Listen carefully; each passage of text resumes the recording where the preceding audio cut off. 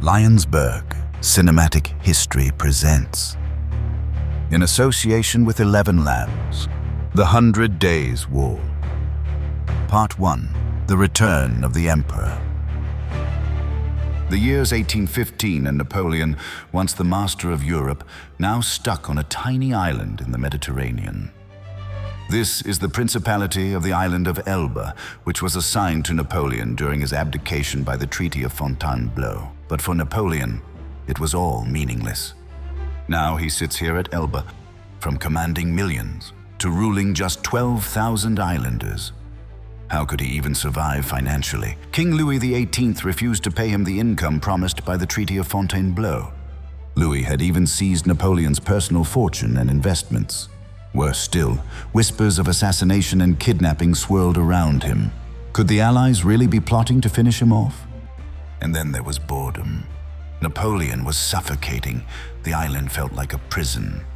This was the man who had marched armies across Europe, toppled capitals, and dreamed of campaigns in the East.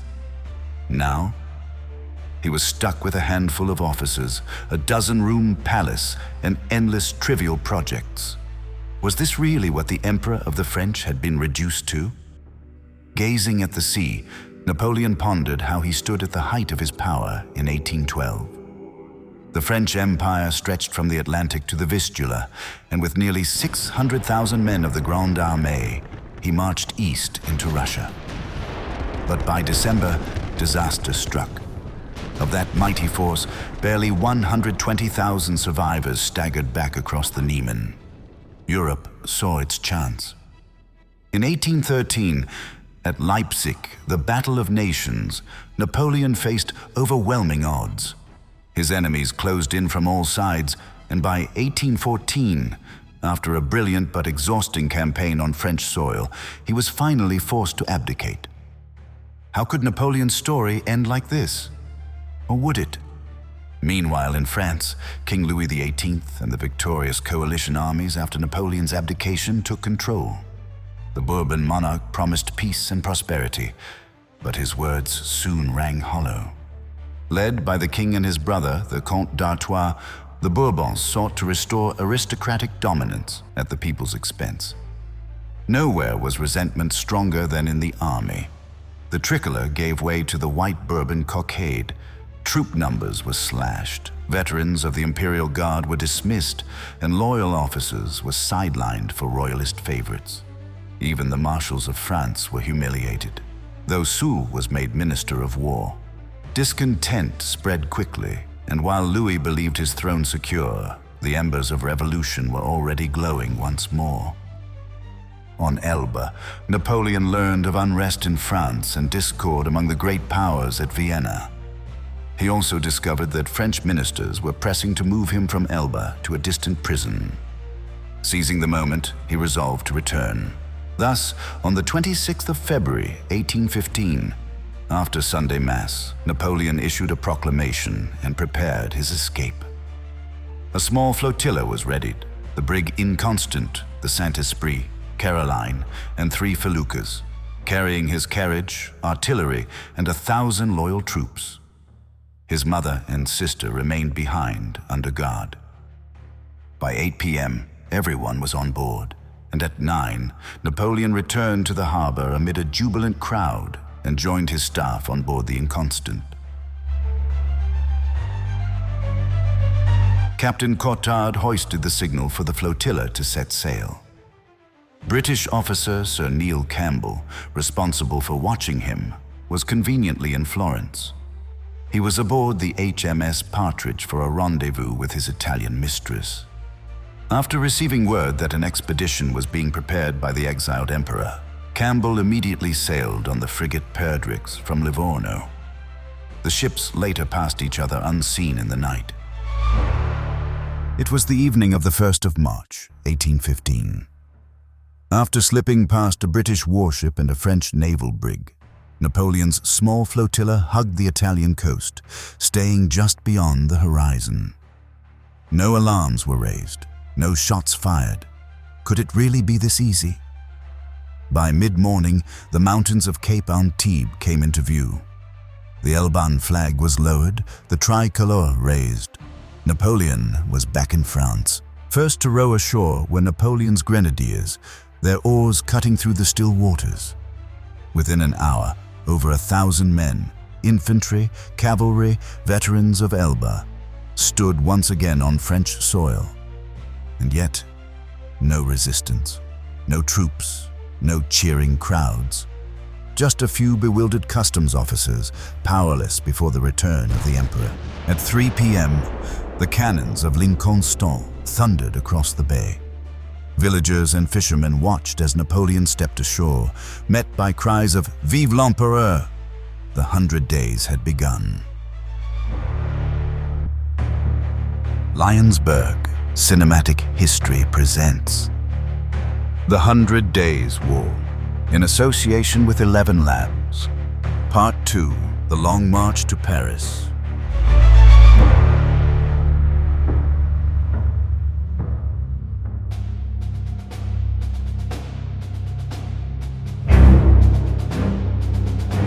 The nearest towns of Cannes and Grasse did not welcome Napoleon. The royalist mayors cursed his name and provisions had to be seized by force.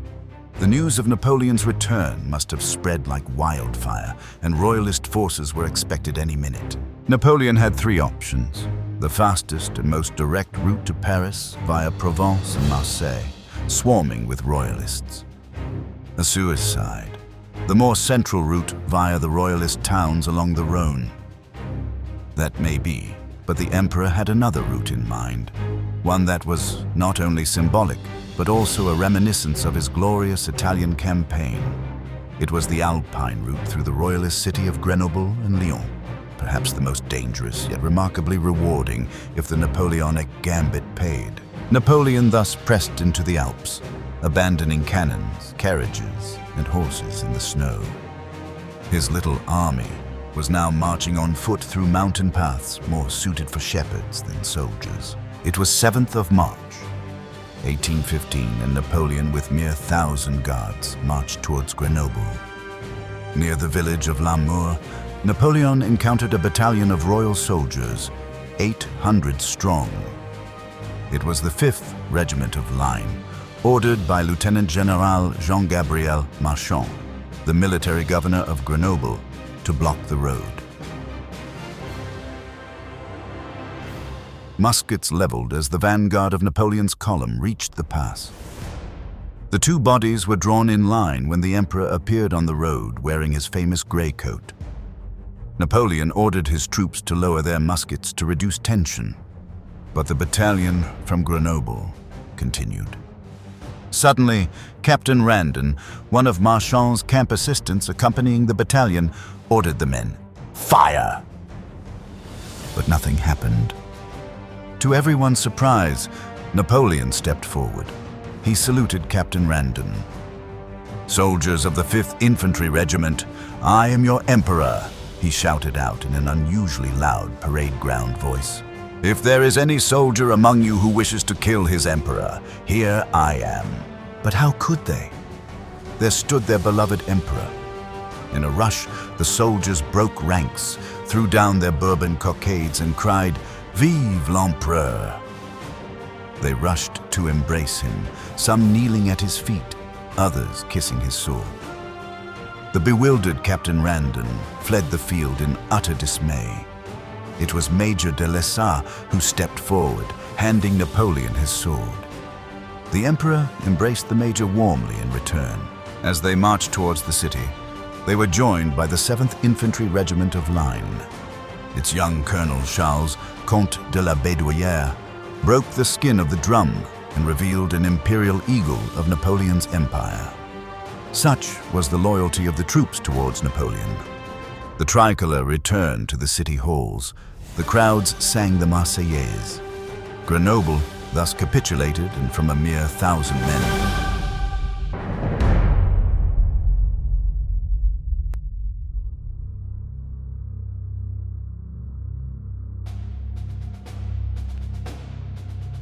Napoleon's force swelled up to 8,000. Napoleon's march to Paris had truly begun. The garrison at Grenoble, was nothing compared to that of Lyon. Napoleon's true test, the garrison of Lyon, numbered around 6,000 to 7,000 men under General Breyer. It included line infantry, National Guards, and detachments of cavalry and artillery. But the biggest concern was the presence of the king's brother himself, the Comte d'Artois, in Lyon.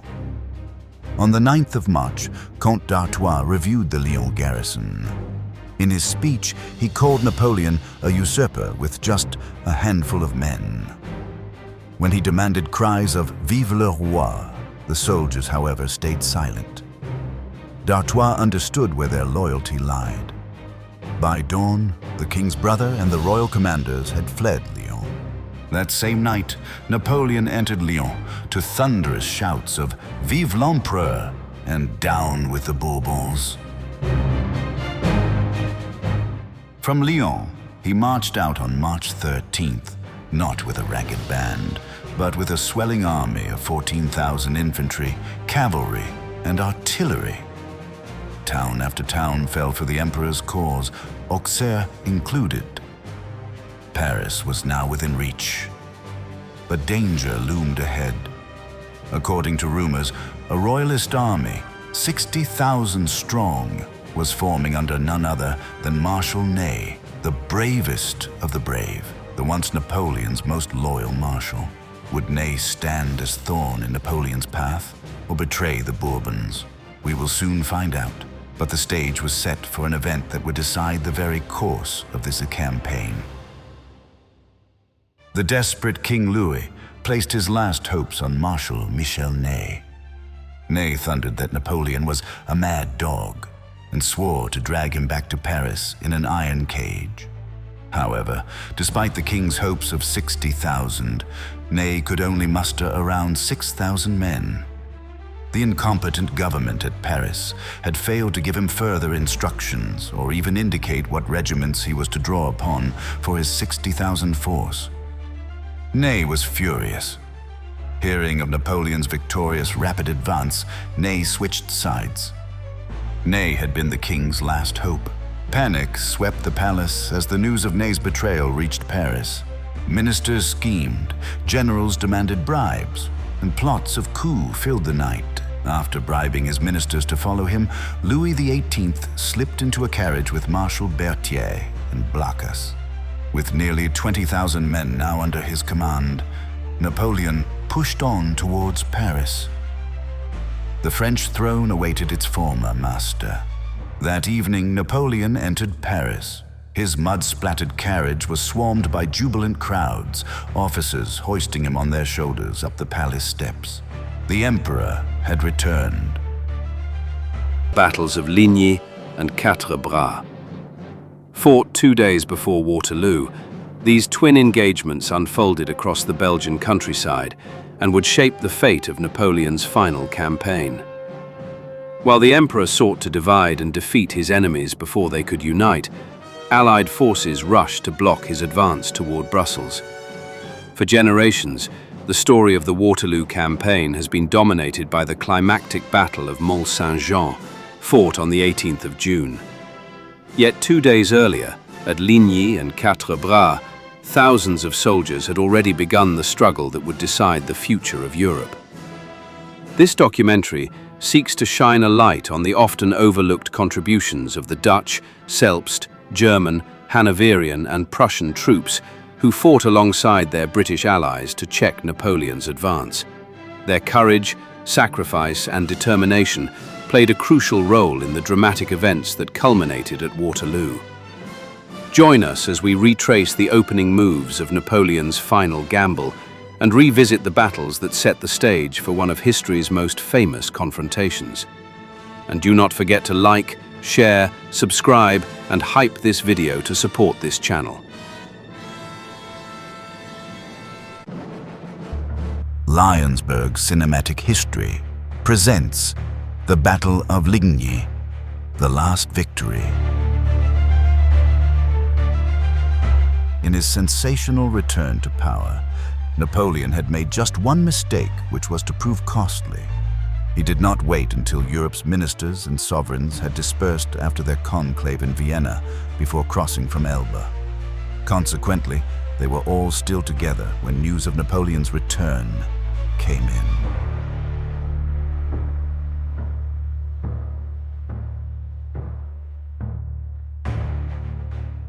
The Congress then went to the limits of international law and beyond by declaring Bonaparte an outlaw.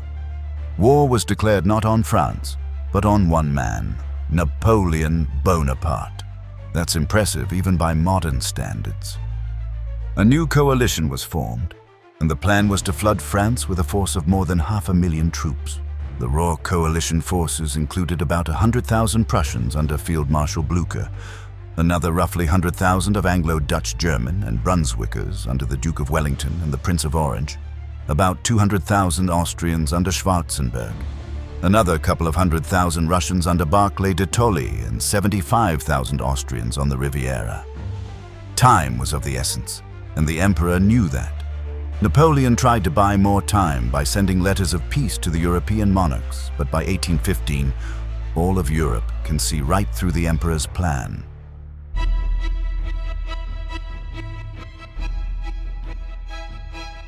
Napoleon returned to a bankrupt France with no foreign revenue, an empty treasury, and a massive war to finance.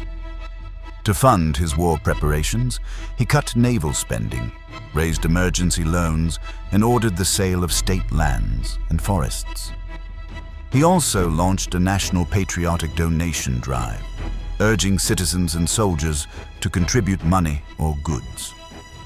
Despite these efforts, funds remained scarce.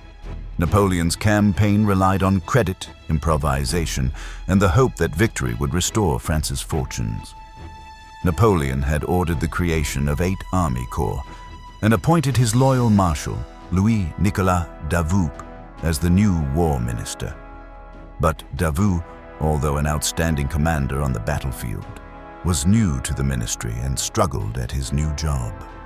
Marshal Berthier's absence was mostly felt, who had held that post since the beginning of Napoleon's meteoric rise, but was found mysteriously dead on the 1st of June, 1815. On the same day itself, deputations gathered in Paris for the Champ de Mai, the state occasion at which Napoleon amended the civil code and presented new eagles to the French army.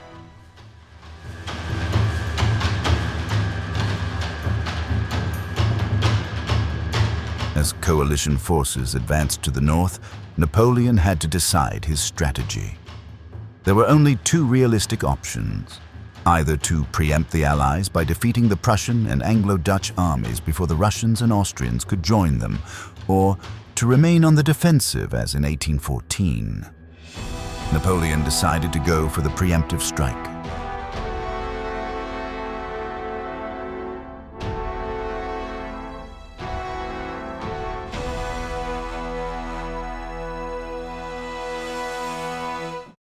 Finally, l'Armée du Nord, the Army of the North, was put together.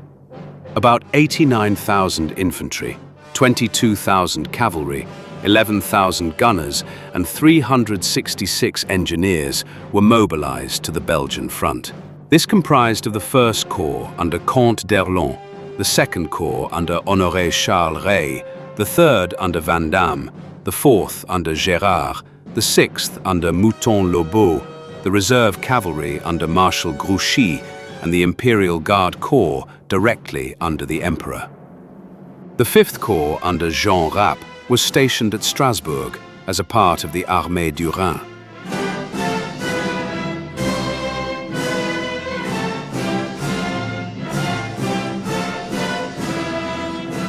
On the 12th of June, Napoleon left Paris in the early hours for the frontier.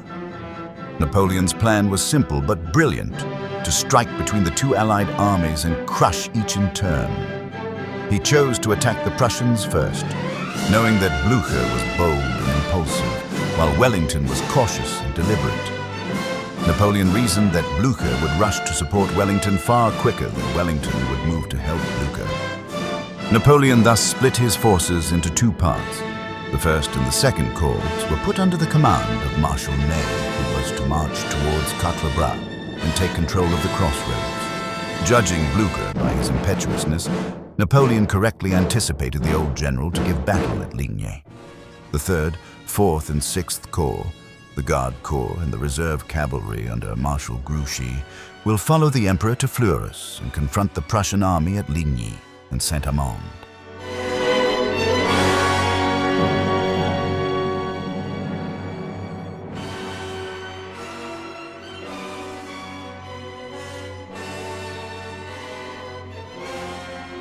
Dawn on June 15th, the French Second Corps crossed the border, capturing Lobos and Thuin and securing a bridge over the Sambre River at Marchienne-au-Pont. However, the French advance met stiff resistance at Marcinelle, where Prussian riflemen halted the cavalry's attack.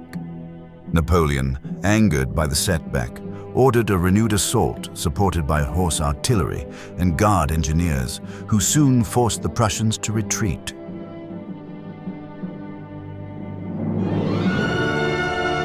Napoleon's advance suffered an early setback when General Bourmont, commander of the 14th Division, defected to the Prussians. While pretending to scout ahead, he and several officers rode into enemy lines, revealing vital French plans. The news infuriated his troops, and order was restored only after Comte Gérard personally intervened to calm the men and reaffirm their loyalty. By 11 a.m., Charleroi was in French hands, and the Prussian garrison fell back toward Gilly. Napoleon entered the city to the cheers of soldiers and civilians, established his headquarters, and directed Payol's cavalry to pursue the enemy. By midday, Marshal Ney arrived and was given command of the left column, with orders to capture Gosselies and continue the advance.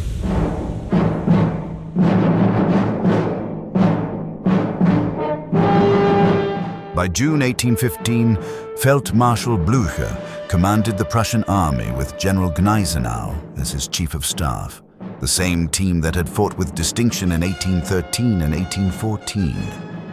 Though determined and aggressive, their army faced serious problems. Many troops were inexperienced Landwehr, poorly equipped, and drawn from newly annexed provinces of doubtful loyalty.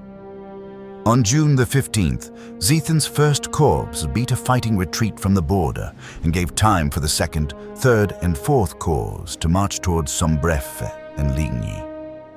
The 2nd Corps under Pirch was deployed west of Sombreffe along the highway. It formed the reserve to the 1st Corps. The 3rd Corps under Thielmann was deployed east of Sombreffe. Bülow's 4th Corps was on march from Liège and would not reach Ligny to take part in the battle. The battlefield of Ligny was on the watershed between the rivers Scheldt and Meuse. The Ligny stream meanders in a northeast direction through the small village of Ligny to the confluence at Sombreffe.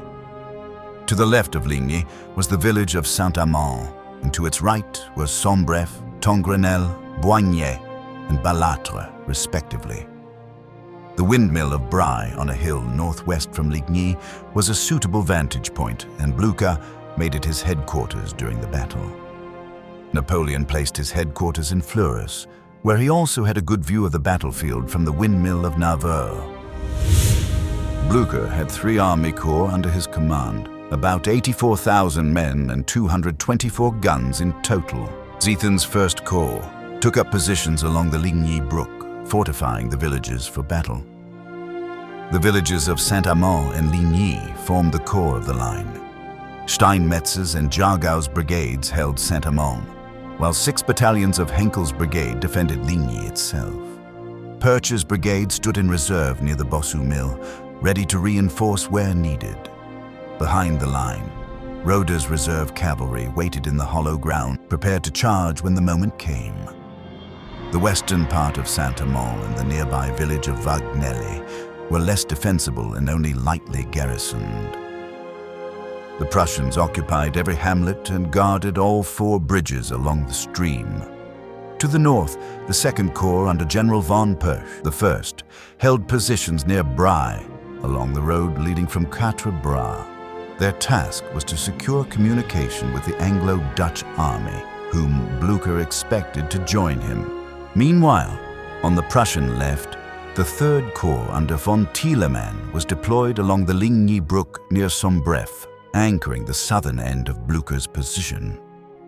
Earlier that day, at their meeting in Bry, Wellington cautioned Blücher that the Prussian line at Ligny was dangerously overstretched. Still, he assured him that reinforcements would be sent, as long as his own army wasn't attacked. Blücher, however, remained confident in his plan. He was counting on von Bülow's 4th Corps, along with Wellington's support, to strengthen his temporarily exposed positions. For the ease of explanation, we have divided the events of the Battle of Ligny into 3 parts. Vandam's fight for Saint-Amand on the left, Gérard's fight for Ligny at the center, and Grouchy's cavalry assault to the right. Before we continue, a quick note. If you've enjoyed the documentary so far, please consider checking out my detailed video on Napoleon's final years in exile on St. Helena. Narrated by a good friend of mine, it explores the Emperor's last days, his death, and his legacy. Despite the effort that went into making it, the YouTube algorithm has largely overlooked the video.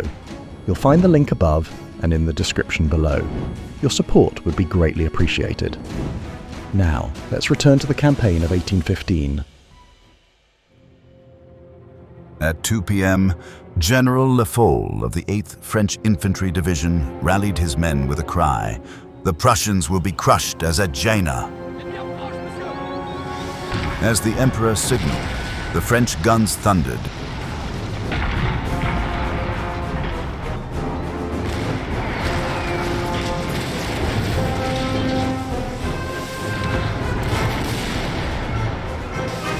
Bands struck up Le Chant du Départ.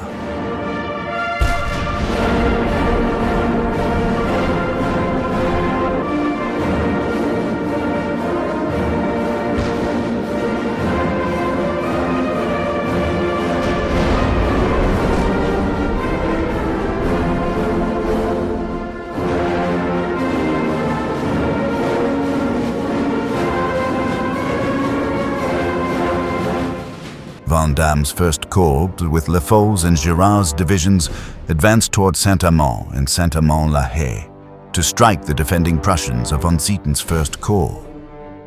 The Prussians opened fire as Lefol's men pushed through high wheat towards Saint-Amand. Making their way through heavy cannonade and Prussian volleys, and after savage fighting in the orchards and churchyard, the Lefol's division gained control over Saint-Amand.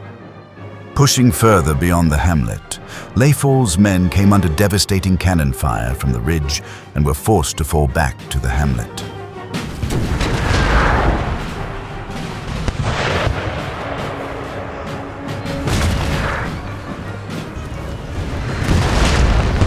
Meanwhile, Gérard's division joined the attack from the west.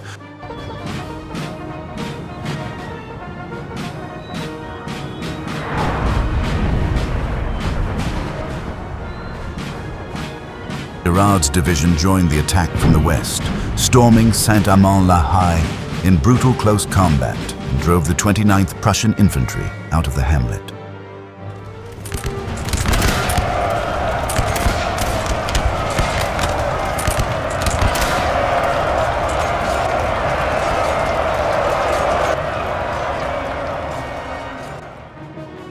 Both villages changed hands repeatedly in the blood-soaked struggle. The Prussian counterattacks were answered by French, and by mid-afternoon, Gérard's division was shattered, losing over half its strength, while Steinmetz's Prussian brigade suffered similar losses. Around 4 p.m., Field Marshal Blücher arrived, shouting, "Forward, in God's name!" Blücher personally led Perche's brigade into a counterattack that briefly retook Saint-Amand, driving Gérard's men off the hamlet.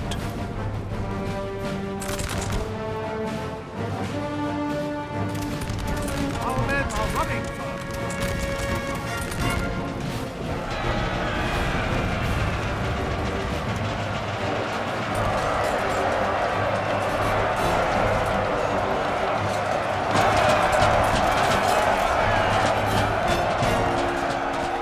Gérard was mortally wounded in the process. French cavalry soon hit the disorganized Prussians, and Perche's men fell back under heavy pressure. Tippelskirch's 5th Brigade then advanced through Wagnerley, recapturing Saint-Amand-la-Haye in a fierce bayonet charge despite confusion and severe losses. Habert's French infantry division was committed to plug the gaps and counterattack the Prussians. Meanwhile, panic erupted in Vandame's corps when troops mistook approaching soldiers for the Anglo-Dutch troops of Wellington. Immediately, 8 regiments of the Young Guards were sent forward to support Vandame. The alarm ended only when the enemy proved to be d'Erlon's 1st Corps, but Ney, fighting at Quatre, recalled them. This blunder cost Napoleon the chance to envelop Blücher's flank and annihilate the Prussian army. As evening fell, Vandamme renewed his attack with support from the Young Guard and Guard artillery. French guns and Prussian batteries pounded the burning villages in a deafening duel. Blücher reinforced Seaton's corps with Perche's men, who stormed Saint-Amand again, capturing the church but suffering terrible losses from French fire. Cavalry clashes raged west of the village, with Uhlans, dragoons, and Landwehr horse fighting the French to a standstill. Gradually, the Prussians regained ground. Brause's and Tippelskirch's brigades counterattacked, driving Vandame's exhausted divisions from Saint-Amand and Saint-Amand-la-Haye in savage street fighting.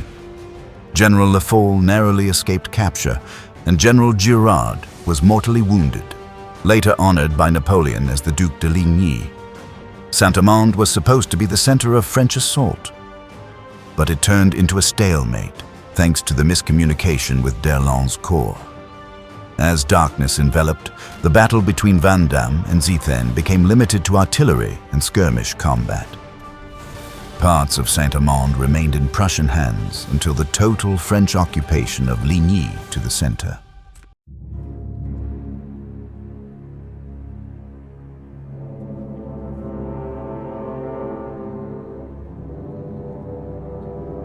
The village of Ligny was defended by 6 battalions of Henkel's 4th Prussian Brigade, supported by Schutzen riflemen and Landwehr militia.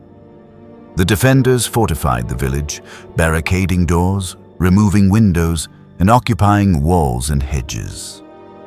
6 more battalions from Jargeau's 3rd Brigade held positions between Ligny and the Bois de Loup wood, while 16 to 24 Prussian guns covered the high ground behind the village. The attack on Ligny fell to General Etienne Maurice Gérard's 4th French Corps, veteran troops and reinforced by artillery from the Imperial Guard. Gérard, a seasoned commander of Austerlitz, Wagram, and Borodino fame, led Péchot's and Vichery's divisions, about 9,000 men, against roughly the same number of Prussians supported by 24 guns. General Etienne Maurice Gérard is not to be confused with General Jean-Baptiste Girard, who was the commanding officer of the 7th Infantry Division under Vandamme. Around 3 p.m., after a fierce artillery bombardment that set many houses ablaze, Gérard's infantry advanced in 3 columns, 2 toward the village and 1 toward the chateau to the south. The French crossed open ground under heavy Prussian musket fire. The fighting quickly became brutal. Soldiers clambered over walls and fences, firing at point-blank range. The 30th Line Infantry lost 700 men in minutes. Prussian counterattacks momentarily threw the French back, but Gérard's artillery and fresh reinforcements pushed them forward again. Soon, French troops gained a foothold inside Ligny, turning gardens and courtyards into killing grounds. Major von Bünau's battalion of the 19th Prussian Infantry fought fiercely in the streets and fields, repelling multiple French assaults with disciplined volleys and bayonet charges. At the churchyard, the struggle grew desperate. French battalions stormed the walls, supported by 2 guns firing at close range. The Prussians fell back but counterattacked fiercely, retaking the cemetery and even capturing 2 French guns. Gérard's men regrouped and assaulted again, retaking the position in savage hand-to-hand combat. Bayonets, musket butts, and even fists were used as both sides fought to exhaustion. Meanwhile, Jegau's 3rd Prussian Brigade advanced into Ligny to relieve Henkel's worn-out troops. His battalions briefly recaptured the church, but 2 French battalions counterattacked and drove them out once more. Around the burning church, the struggle continued amid thick smoke and falling debris. At around 4 p.m., the nearby chateau was also under attack. French sappers tried to smash the gates while artillery bombarded the walls at point-blank range.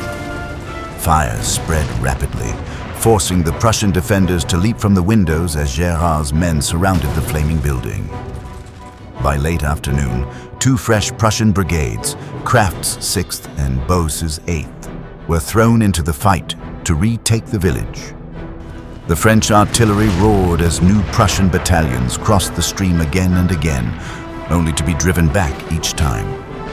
The entire village was now an inferno, packed with soldiers locked in hand-to-hand struggle, streets choked with dead and wounded. As evening approached, the Prussians briefly gained the upper hand, pushing Gérard's weary men out of parts of the village. But the fire in the village was unbearable, and many Prussian battalions fell back to the adjacent woods, weakening the defense of the village. All it needed was one great push, and Ligny would fall in the French hands.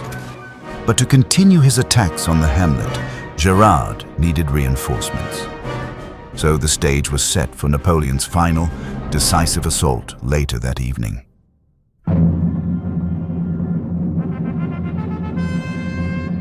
As dusk fell, the battle between Marshal Grouchy and General Thielemann erupted. Napoleon had dispatched Marshal Emmanuel Grouchy, an experienced but cautious commander, to secure the French right flank. His force, 1 infantry and 5 cavalry divisions, was meant to prevent a Prussian counterattack. Though lacking heavy artillery, it was a formidable mix of Gérard's infantry and the cavalry corps of Pajol and Exelmans, including dragoons and light horsemen. Facing him stood Thielemann's 3rd Prussian Corps, supported by Colonel Karl von Clausewitz as Chief of Staff. Thielemann, a veteran Saxon general who had fought at Borodino and Leipzig, commanded mainly infantry, 27 battalions, most of them Landwehr militia, composed of older, less trained men. His cavalry, under General Hobe, was scattered, with detachments posted far across the field. The clash began between 4 and 6 p.m., when Hulot's French infantry attacked the Prussian positions at Tongren and Sombrefi. French light troops, skilled skirmishers known for agility and precision, harassed the Prussian lines, firing from flanks and disappearing into the twilight. The Prussians counterattacked with bayonets, but struggled to pin them down. Artillery duels thundered across the field as Thielemann's men, reinforced with heavy guns, held firm. Meanwhile, Grouchy's cavalry, mostly green-coated dragoons under Exelmans and Pajol, charged against the Prussian infantry squares, achieved little. Prussian dragoons countered fiercely but were outnumbered. Near Boigny, 2 squadrons were overwhelmed, and their battery was seized. By nightfall, both sides were exhausted. Queen Marshal Grouchy had failed to break through, and Thielemann, despite his weaker militia, had contained the French advance. It was a minor engagement compared to the greater struggle raging at Ligny, but vital nonetheless. Thielemann's stubborn defense fixed Grouchy's corps, ensuring that neither could aid their commanders at the decisive battles to come.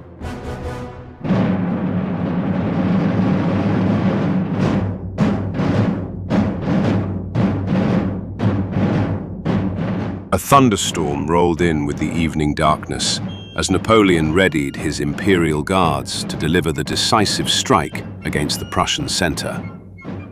Lobau's 6th Corps was summoned from Charleroi earlier, and the young guard withdrawn from Vandamme, prompting Blücher to believe he had won. At 7:45 p.m., 10 battalions of the Old Guard advanced in 2 massive columns, grenadiers and chasseurs, the elite of France. Drums beat beneath the storm as artillery thundered from the mound of Tombe de Ligny, pounding the Prussian positions. Behind them marched Gérard's 4th Corps, followed by Milhaud's cuirassiers and the Guards' heavy cavalry.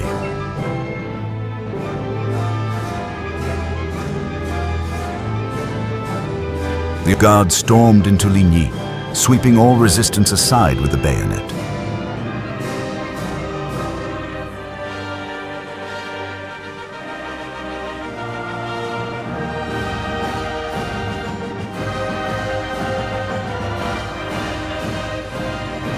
The Guard pushed beyond the village toward Brie Mill.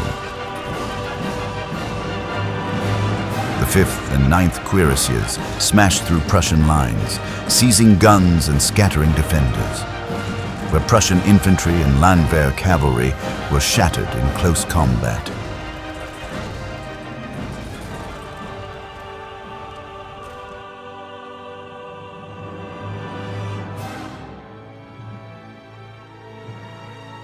Desperate to save his army, Blücher personally led a last cavalry charge, shouting, "In the devil's name, attack then!" His Uhlans and dragoons hurled themselves at the French Guard, but were cut down by musket fire and counter-charges.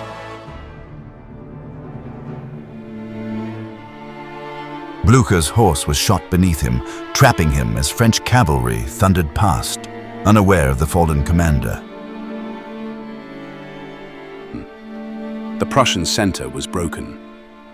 With Field Marshal Blücher injured and removed from the battlefield, command passed to Graf von Gneisenau and General von Grollmann. Fearing total encirclement by the French forces, Gneisenau ordered a retreat toward Tilly, 2 miles north of Brie. Many central battalions had become separated, making coordinated movement difficult. However, at Saint-Amand-la-Haye and Wagnerley, the Prussians retreated in good order. After the French occupied Ligny and Saint-Amand, Napoleon hesitated to push further in darkness. The Prussian skirmishers and light cavalry screened the Prussian movements, and the French were confident of a battle the next day. However, in the veil of darkness, the Prussian army retreated successfully to Tilly and Jean-Bleu. This escape would have tremendous outcome in the later events of the campaign. Although the French were unaware, the Battle of Ligny was over, leaving about 12,000 French dead and over 16,000 Prussians dead. Napoleon, victorious but cautious, spent the night at Fleurus. Blücher regrouped at Tilly, defeated but unbroken. As the Emperor tried his might to push the Prussians away, Marshal Ney was busy fighting the Dutch and Nassau troops under the Prince of Orange at Quatre. Lionsburg Cinematic History presents The Battle of Quatre. On 7th of May, 1815, King Willem I of Netherlands issues a decree appointing the Duke of Wellington the Field Marshal of the Netherlands Army. With the general staff established, the Duke organized the army into 3 corps and a reserve. The hereditary Prince of Orange-Nassau was given the command of the 1st Corps. Lieutenant General Rowland, Lord Hill commanded the 2nd Corps. The British and Hanoverian cavalry and the horse artillery were combined into one command under the Earl of Uxbridge, while the reserve, which consisted of a variety of troops, was in the vicinity of Brussels under the direct command of the Duke. Another inveterate enemy of France was Friedrich Wilhelm, the Duke of Brunswick.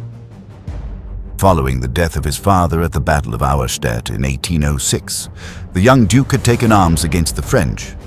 But after a series of reversals in mainland Europe, he fled to England, raised an army corps, and joined the British in the Peninsular War.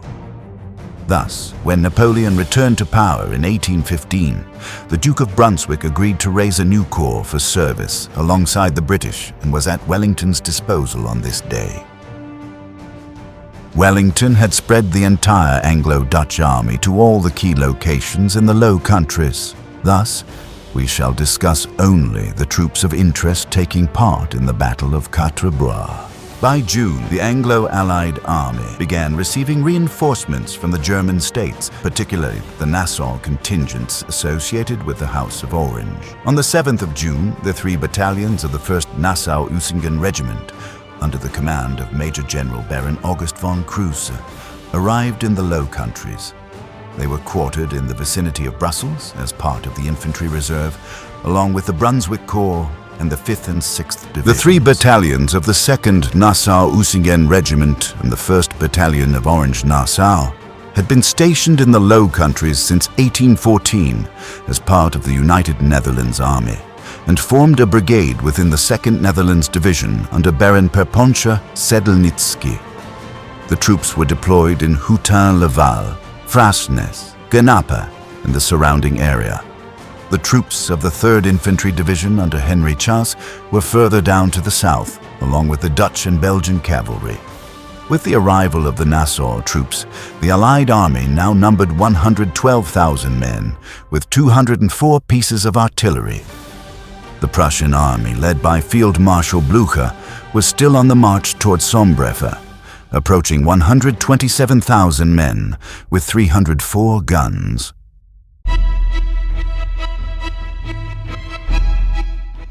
On the 15th of June, 1815, Napoleon crossed the border and entered Belgium.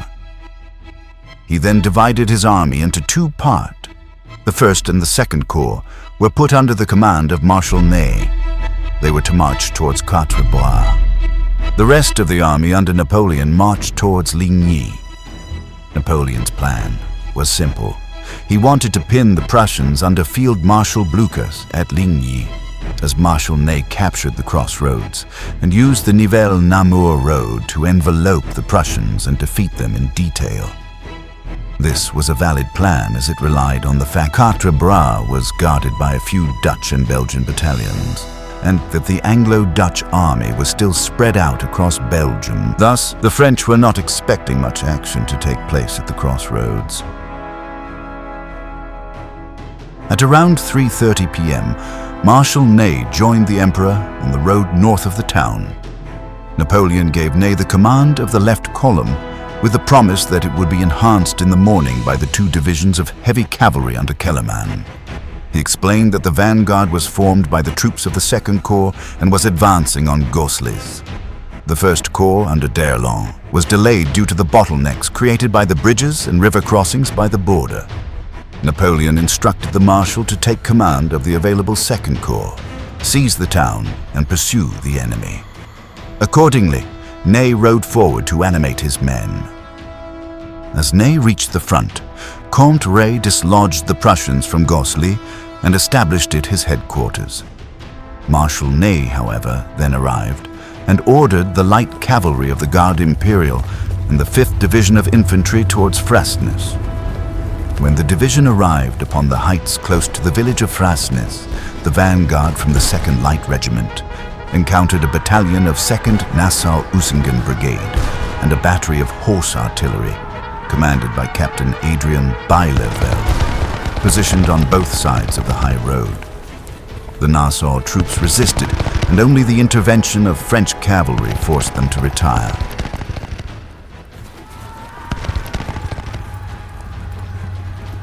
Despite being menaced on all sides, the Allied troops fell back in perfect order as far as the crossroads at Quatre, and the French cavalry were forced to desist. Despite multiple attempts to dislodge the defenders, the French vanguard fell back as the darkness prevailed. The troops of the 2nd Corps settled into their bivouacs on their way to Quatre. The 5th Division halted before Melay, with Piret's cavalry forming up just behind the village. The 9th and the 6th Divisions occupied Gosselies. Ney established his headquarters at the Maison du Mont, gathering reports from his commanders. Lacking staff support and unaware of Napoleon's broader plan, he spent the night urgently piecing together the situation while the army rested.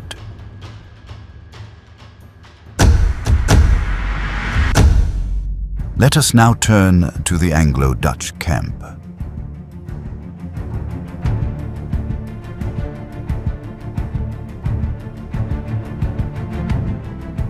Baron Perponcher Sedelnitsky, recently appointed commander of the 2nd Netherlands Division, had Van Bilant's brigade at Nivelles and Prince Bernhard's brigade bivouacked around Quatre and Genappe on the night of the 15th of June. When Prince Bernhard first received Wellington's unexpected order to abandon the crossroads, he immediately warned Baron Perponcher-Sedlnitsky, suspecting an error. With the support of Constant Rebecque, Chief of Staff to the Prince of Orange, they chose to countermand the withdrawal. At Zenap, Prince Bernhard soon received firm confirmation of the French advance. He rode straight to Quatre and deployed both battalions of the Orange Nassau Regiment alongside the 1st and 3rd 2nd Nassau-Usingen already present. Knowing the vital importance of the crossroads and the Bossu Wood, he placed the 1st Battalion on the Houtin-Laval Road, sent 2 companies to secure the wood's right edge, lined the front with skirmishers, and positioned 2 guns on the Namur Road. The rest formed a small reserve behind the crossroad. The Dutch regiments advanced into the woods and deployed in formed ranks, with skirmishers pushed forward. This was not an ideal employment of these units, as they were not specialized in forest warfare. However, the situation demanded immediate action, and Prince Bernhard responded accordingly. His decision would later be commended by both the hereditary prince and the duke. The volunteer Jaegers were positioned to the extreme right of the woods. 1 artillery piece stood on the road to Charleroi, and 2 on the road to Namur. Infantry regiments stood behind the artillery positions guarding the guns.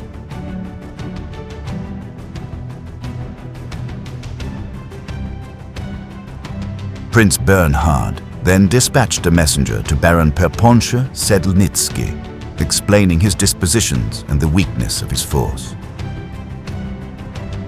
Baron Perponcher-Sedlnitsky, upon receiving the message, ordered Van Biland's brigade to concentrate at Nivelles.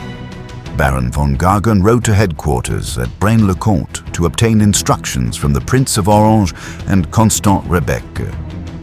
Although the prince had already left for the Duchess of Richmond's ball in Brussels, the news was passed to him via his aide-de-camp, Lieutenant Henry Webster. Lieutenant Henry Webster arrived in the ballroom shortly after midnight with the letter. The prince then informed Wellington, who acted calmly and public but in the midst of his generals, expressed his despair as, "Napoleon has humbugged me, by God, he has gained 24 hours' march on me."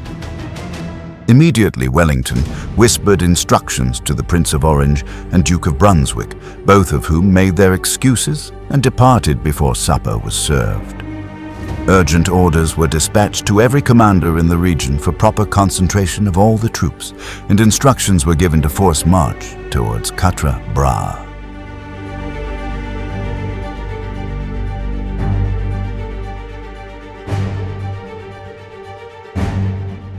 Brussels was a sea of motion as the Army Reserve assembled in the park and spent the night preparing for the impending departure. The order to move was finally delivered at 4 a.m. The shrill of the pipes and the beat of the drums rent the morning air. The Highland troops from Sir Thomas Picton's division marched to the tune of Highland Laddie. The officers and men appeared to be in high spirits, and nothing could be more martial or more imposing than their appearance. Other British regiments followed, then the Nassau, and at 8 a.m. the Duke of Wellington and his staff rode out of the capital. However, it would be a while before the troops under Picton, Alten and Cook would reach the crossroads.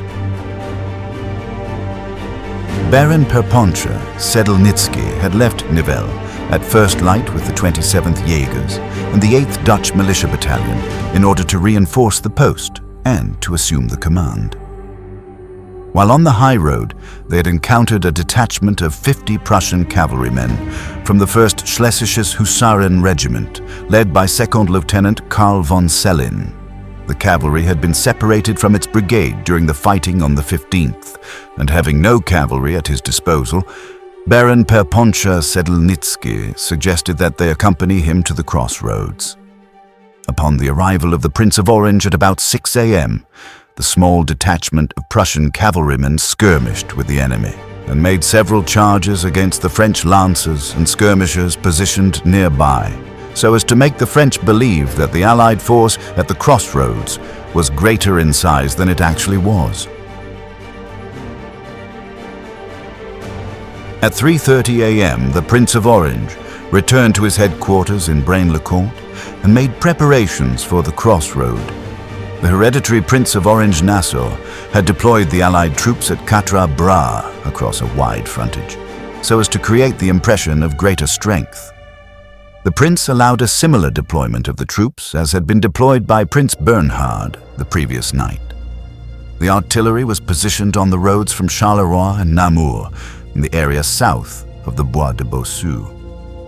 The guns on the high road to Charleroi were covered by 2 companies from the 27th Jägers Battalion. The rest of the battalion were deployed at Gémioncourt or acted as skirmishers in the cornfields in front of the village of Piromont. The ground in the center, north of Gémioncourt, was defended by troops from the 5th Dutch Militia. The Nassau Volunteer Jägers and 8th Militia Battalion occupied the extreme right wing, while the remainder of the Allied troops at Quatre were held at the crossroads or positioned in the Bois de Bossu. The Duke and his entourage arrived at Quatre shortly after 10 a.m.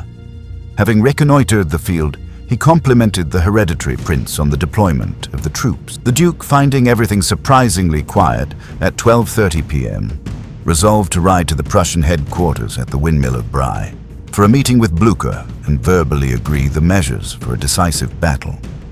Napoleon, at daybreak, he instructed Marshal Soult, his chief of staff, to inform Marshal Ney that the 3,000 cuirassiers under Kellermann was being placed at his disposal. Towards 11 a.m., upon receipt of the message, Marshal Ney sent word to the respective officers to march their units immediately towards the crossroads. However, some considerable time was required before the orders could be executed. Unknown to the French, this delay would have catastrophic consequence. Coupled with a few more misfortunes, events like this would tilt the fate of the Waterloo campaign.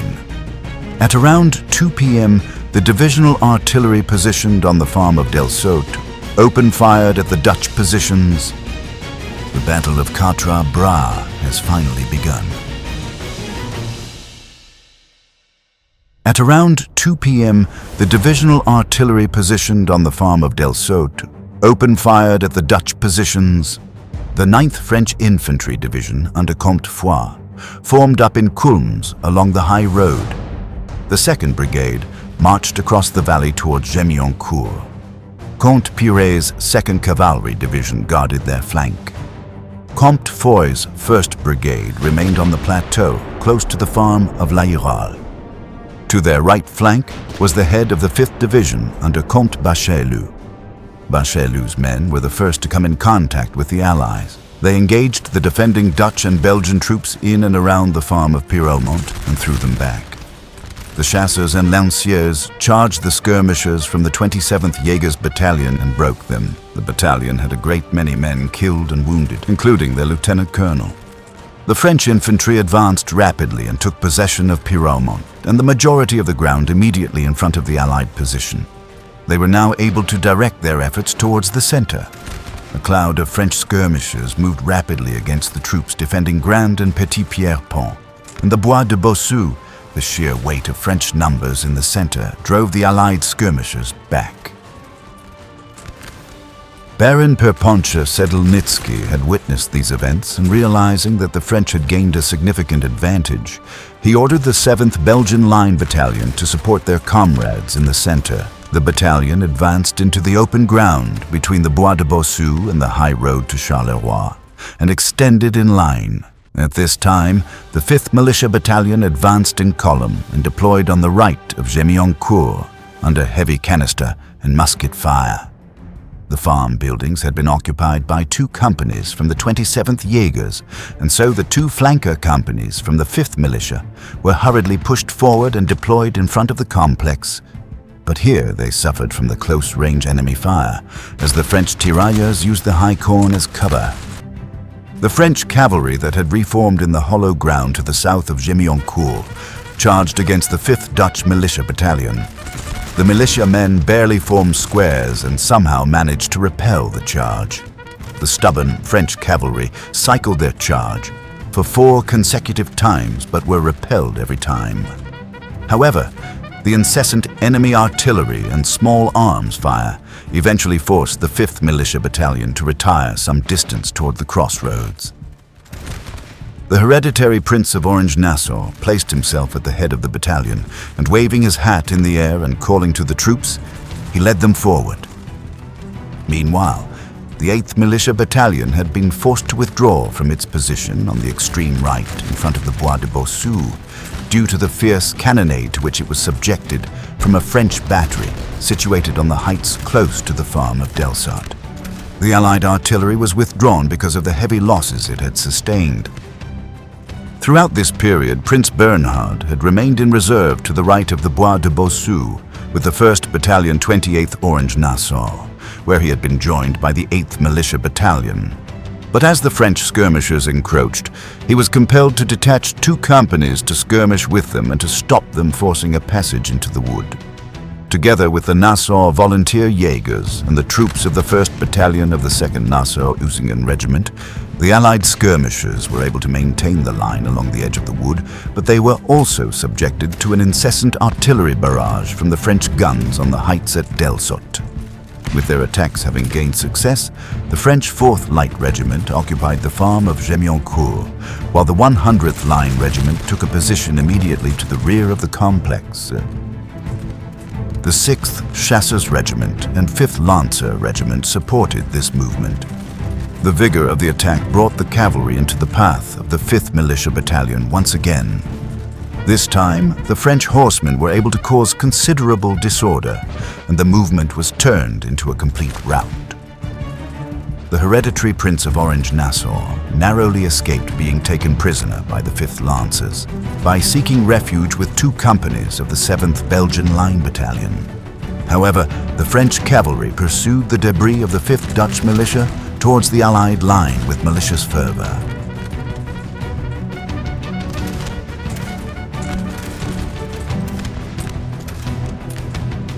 On his return from the Bussy windmill to the crossroads at Quatre, Wellington found that the French had already occupied Pyramont and the farm of Gémioncourt, and that they had pushed back the Netherlands troops in the center. The Duke of Wellington barely managed to escape the clutches of the French cavalry that reached the crossroads by seeking shelter with the 92nd Regiment of Foot, Gordon Highlanders, who had fortunately just arrived from their long march.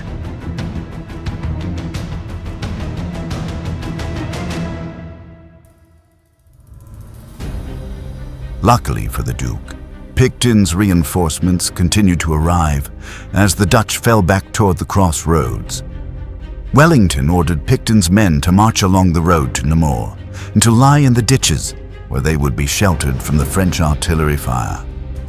Wellington immediately dispatched the veteran British troops of the 1st Battalion 95th Regiment of Foot to secure the left of the Allied line in the vulnerable village of Theil.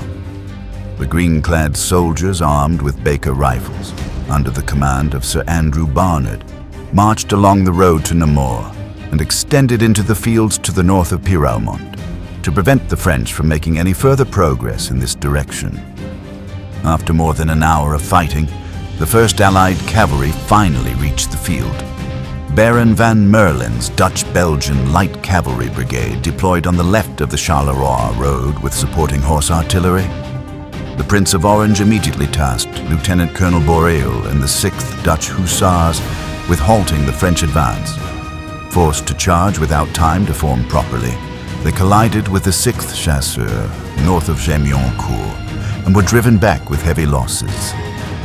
The 5th Belgian Light Dragoons joined them but were also swept back in disorder toward the crossroads. French chasseurs pursued boldly, galloping as far as the guns on the high road. Even a volley from the 92nd Highlanders did not halt them.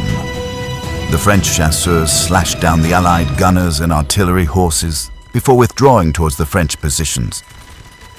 French infantry pressed steadily forward, threatening the Namur Road, the crucial line of communication between Wellington and Blucher.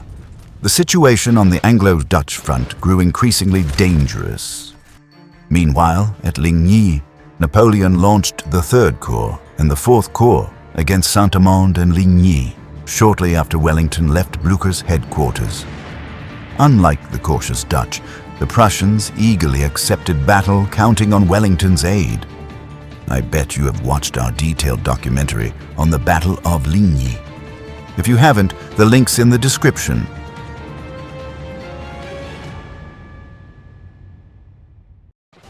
Back at Quatre, Picton's division formed along the Namur Road. Kempt deployed the 28th, 32nd, and 79th Foot in the high crops on the left, while Pack placed the 1st, 42nd, and 44th in the adjacent rye fields. The 92nd held the main highway. Hanoverian Landwehr under Colonel Best moved forward in support.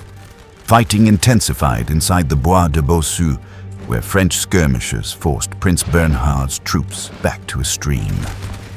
Reinforcements arrived in the form of Brunswickers. Grey Jaegers moved into the woods, the 2nd Light Battalion approached Pyrmont, and the Lieb and 1st Line battalions formed between the wood and the road. The Duke of Brunswick calmly led his hussars under artillery fire, pipe in hand, as round shots screamed across the Namur Road. Picton's division struggled through suffocating heat and tall crops that obscured visibility. As they emerged near Gémioncourt, French infantry poured volleys into them. Picton ordered an immediate counter-charge. The 42nd and 79th Highlanders drove back the French 2nd Light Regiment, but suffered heavily when French forces reformed around Pyrmont with artillery support. Reports of Highland casualties mounted. Meanwhile, the Foot Guards were on forced march towards the battlefield. By about 4 p.m., most Brunswick units had arrived and formed a defensive line around La Bergerie and the stream along the Bossu Wood. French artillery fire was relentless. As Jérôme Bonaparte's 6th Division then entered the fight, Marshal Ney received a letter from the Emperor. Napoleon, believing Quatre already taken, sent Ney orders to move behind the Prussians, orders that conflicted with the desperate battle before him. Ney therefore pushed hard into the Bossu Wood, forcing Allied skirmishers back. The Brunswick Lieb and 1st Line battalions endured punishing French artillery fire. When 2 French battalions advanced on them, the Duke of Brunswick led a counterattack with his Uhlans, but it failed. Kellermann's dragoons then charged. Mistaking them for cuirassiers, panic spread among the Allied front. As the Brunswick infantry retired in square, they came under crushing fire. Amid the confusion, the Duke rode forward to steady his men and was shot through the wrist and abdomen. He collapsed and later died on the Namur Road. Despite their loss, the Brunswickers held. French artillery battered their cavalry, forcing them back toward the Gordon Highlanders. Lieutenant Colonel Cameron deployed his grenadier company to fire into the flank of the advancing dragoons, and Wellington's ordered volley finally repelled them. French infantry of the 3rd Line pushed within 300 paces of the crossroads, but a fierce counterattack by the Gordons, with Cameron mortally wounded, drove them back. On the right, confusion led the 42nd and 44th to mistake French lancers for friendly Belgians. The 42nd were ridden down before squares could form. A close-range volley from the 44th finally drove the lancers off. As ammunition dwindled, Allied battalions retired to squares along the Namur Road. Alten's 3rd Division then arrived, reinforcing the exhausted line. To the east, Allied troops, including the 95th Rifles and Brunswick's 2nd Light Battalion, pressed into Pyrmont, pushing French skirmishers back. Realizing the Allies were being reinforced, Ney urgently summoned d'Erlon's 1st Corps, only to learn around 5:30 p.m. that Napoleon had redirected it to Ligny. Desperate, Ney launched Kellermann's cuirassiers in a massive charge.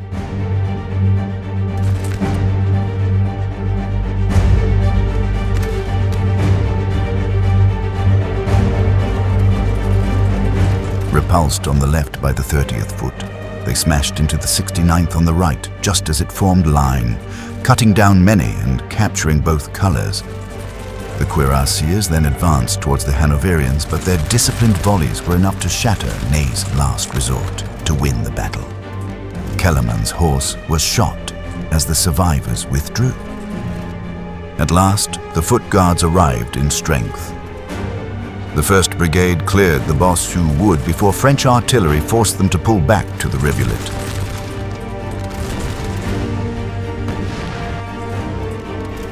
The 2nd Brigade deployed near the farm, covering the field still littered with cuirassiers.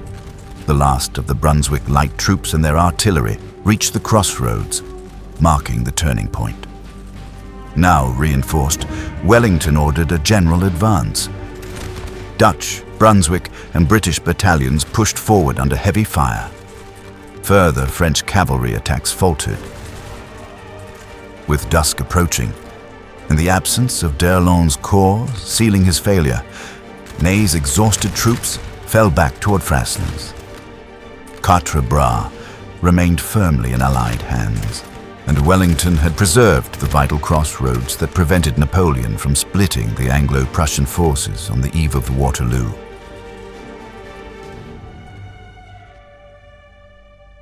During the course of the Battle of Quatre, the French had advanced on all fronts and had almost reached the road to Namur, which linked the Allied army with the Prussians at Sombrefer. The situation at Quatre was perilous for the Duke of Wellington, but one thing is for certain. Had the Dutch forces under the hereditary prince retreated, as Wellington had commanded earlier, the Prussians would have been enveloped on all sides by the French. Napoleon wrote to de Montholon on St. Helena, but for the heroic determination of the Prince of Orange, who with a handful of men dared to stand firm at Quatre, I would have taken the English army in flagrante delicto and would have conquered as the Russians at Friedland. About 4,000 casualties on both sides, the road to Brussels and Fleurus inundated with men crying in agony. To all intents and purposes, the Battle of Quatre was over, and the Allied troops had maintained their ground. Although the Prussians were defeated and were pushed back from Ligny, Napoleon was not happy with the outcome of Quatre. As Marshal Ney fell back towards Frasnes and united his forces with the Emperor, Wellington ordered his forces a few paces north, to the vicinity of the hamlet of Waterloo, which we shall cover in our next video. Thank you for watching. Have a great time.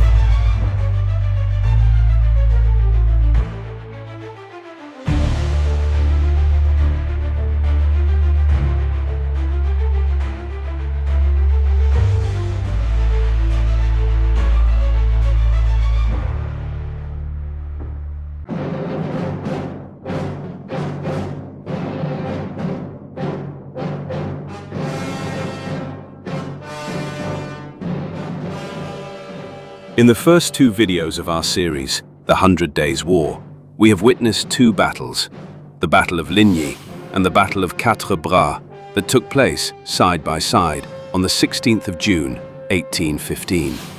At Ligny, the French right wing and the center, under the command of Napoleon, pushed back the Prussians under Field Marshal Blücher. However, the French victory was not decisive, and the Prussians, although defeated, were not broken. At Quatre, the French left column under Marshal Ney attacked the Dutch forces stationed at the crossroads. Owing to stubborn Dutch and Belgian resistance, the Marshal failed to take the crossroads. The timely arrival of Wellington with reinforcements turned the tables, and the French left column tactically retreated back towards Ligny. However, Ney's engagement with the Allied forces at Quatre prevented the Anglo-Dutch forces from reinforcing the Prussians at Ligny. The next day, Napoleon gave Marshal Grouchy the command of Vandam's and Gérard's corps and sent in pursuit of the retreating Prussians. The Emperor then marched the remainder of his forces towards Quatre. Learning of the Prussian retreat, Wellington withdrew the Anglo-Dutch forces towards the village of Waterloo.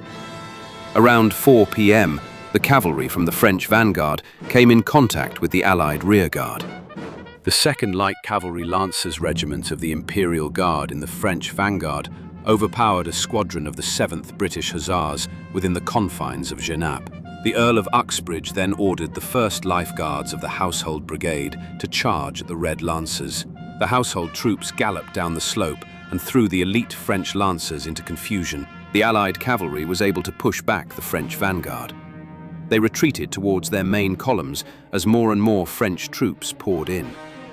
Finally, the two forces deployed on the heights of Mont Saint-Jean. Napoleon reached the inn of La Belle Alliance and sent forward the cuirassiers under Milhaud, along with the artillery of the Imperial Guards. However, the advance of these troops was countered by a violent cannonade from the Allied guns. The Emperor was delighted, for he knew that this meant the Duke of Wellington was not retiring further under the cover of darkness. The order was therefore given for the French to halt and bivouac for the night. It had been a desperately hot day, and the troops on both sides had been tormented by heat. But at about 6 p.m., the heavens opened, and a torrential downpour commenced. A fierce artillery exchange continued between the two armies in the midst of the thunder and lightning. Wellington retired to Waterloo and established it his headquarters. It was here where Wellington received the confirmation from the Prussians that they will join him at Mont Saint-Jean. After the Prussians retreated from Ligny, the Prussian leaders retired the army along a parallel course to the Anglo-Dutch forces. At 5 a.m., Napoleon reconnoitred the battlefield and found that the Anglo-Dutch army had maintained its position. The Emperor thus dictated an order for the French army to be ready for battle at 9 a.m. But the mud on the battlefield compelled Napoleon to delay the attack till 1 p.m. The rain had slowed down the movement of the French baggage train. Although the guns and soldiers had reached Mont Saint-Jean the previous day, a lot of their ammunition was still at Quatre on the road to Waterloo.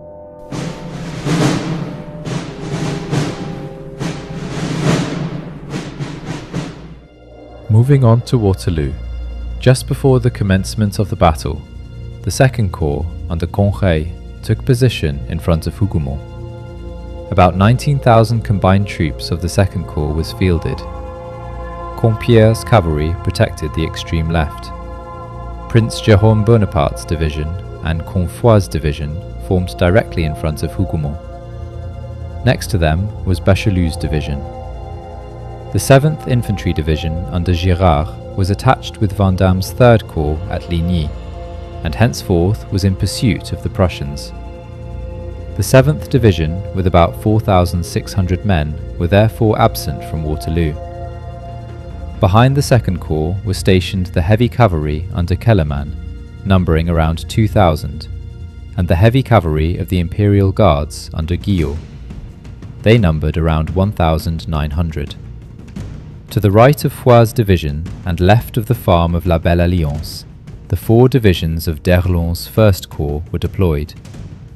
To the right of Main Road, all along the ridge to the farmhouse of Papillot. This counted to a staggering 18,000 infantry. They were supported by the light cavalry under Jacquinot, numbering around 860 troops deployed to the extreme right.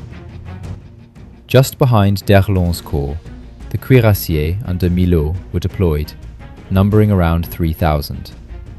About 1,900 troops of the light cavalry of the Imperial Guard was positioned behind Milhaud, next to an artillery battery. The light cavalry under the command of Subervie and Daumont was positioned in the centre, a few yards behind La Belle Alliance. This numbered around 2,700. About 10,000 infantry of Conlobau's 6th Corps was positioned right next to the farmhouse. The infantry and the artillery of the Imperial Guard Corps were stationed in front of the village of Ossum. and to the right of Plancenoit. The Young Guards numbered around 4,500 men, and the Old Guards and the Middle Guards together numbered around 9,000. Thus, there were roughly 72,000 to 73,000 French troops, of which about 50,000 were infantry, 15,000 were cavalry, and about 8,000 were gunners and engineers, manning 250 guns. At the Battle of Waterloo, there were some 31,000 British soldiers, including the 5,000 troops belonging to King's German Legion. The Dutch/Belgians and Nassauers numbered a staggering 21,000. 11,000 Hanoverians and some 5,000 Brunswick troops added to the strength of the Allied army under the Duke of Wellington. From his point of view, the Anglo-Dutch lines stretched from Braine-l'Alleud on the right to the farmhouse of Papilloux on the left. Chassé's 3rd Netherlands Infantry Division was stationed at the heights near Braine-l'Alleud. To its left, troops from Lord Rowland Hill's 2nd Corps guarded the ridge in front of Merbe-Braune, with regiments of H. Halkett's 3rd Hanoverian Brigade and Adams' 3rd British Infantry Brigade. Duplat's brigade of King's German Legion and Adams' 3rd British Infantry Brigade was deployed next to the road to Nivelles. This was done to ease troops' mobilisation during the course of battle. To the very front, Mitchell's 4th British Infantry Brigade occupied the ridge. Further to the back, the Brunswick Corps was held in reserve. On the section of the ridge that stretched from the rear of Hougoumont to that of La Haye-Sainte, the troops from the 1st Corps under the Prince of Orange were deployed as shown. To Wellington's right and nearest to Hougoumont was stationed Byng's brigade, consisting of the Coldstream Guards and the 3rd Foot Guards.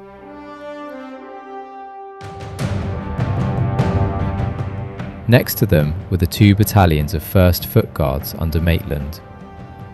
To their left were the men from Halkett's brigade, consisting of the Cambridgeshire, Yorkshire, Lincolnshire regiments and the 73rd Regiments of Foot.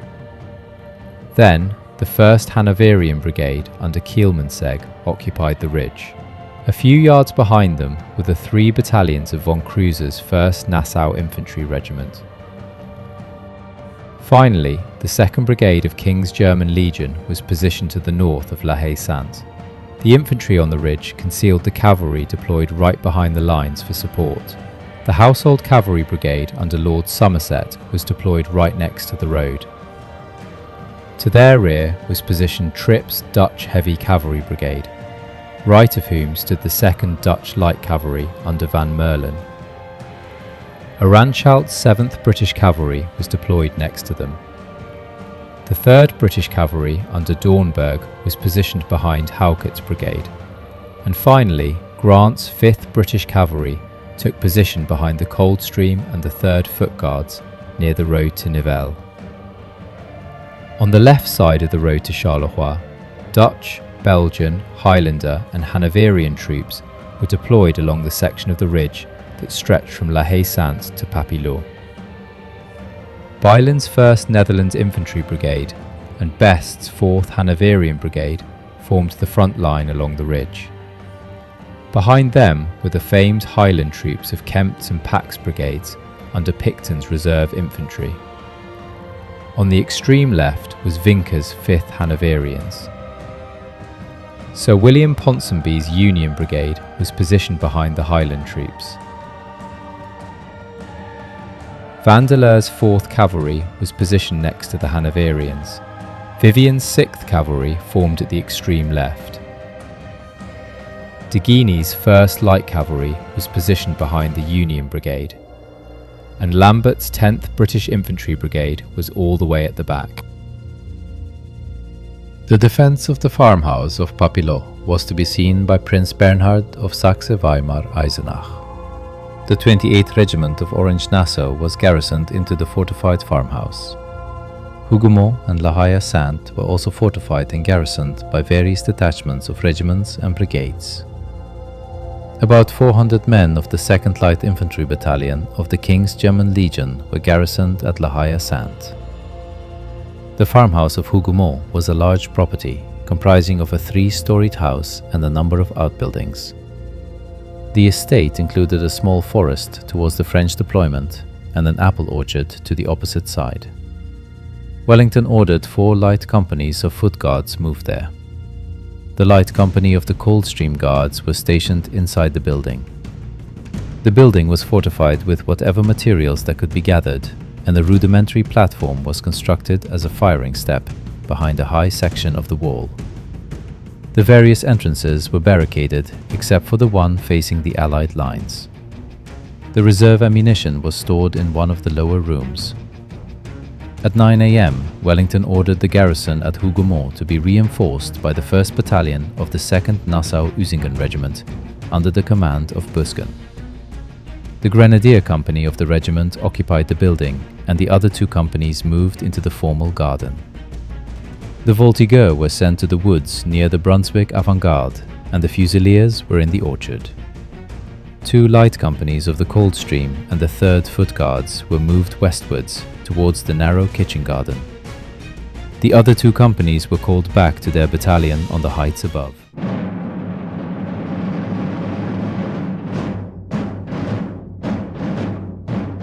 At 11 a.m., Marshal Ney ordered Quatre to begin the assault. Jérôme Bonaparte's division and Comte Foix's division thus advanced towards the farmhouse. Comte Pire's cavalry guarded the infantry movement from the left.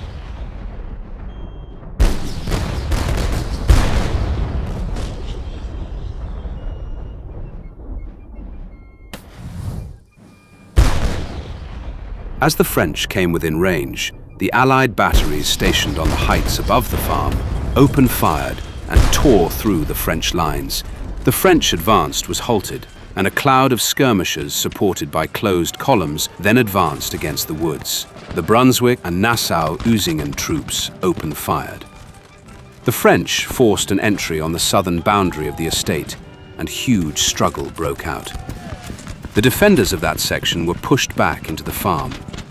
The Nassau-Usingen troops had to fall back into the building or towards the main lines before they rallied. The Duke saw this and dispatched 4 companies of foot guards and a detachment of Hanoverian brigade to reinforce the garrison.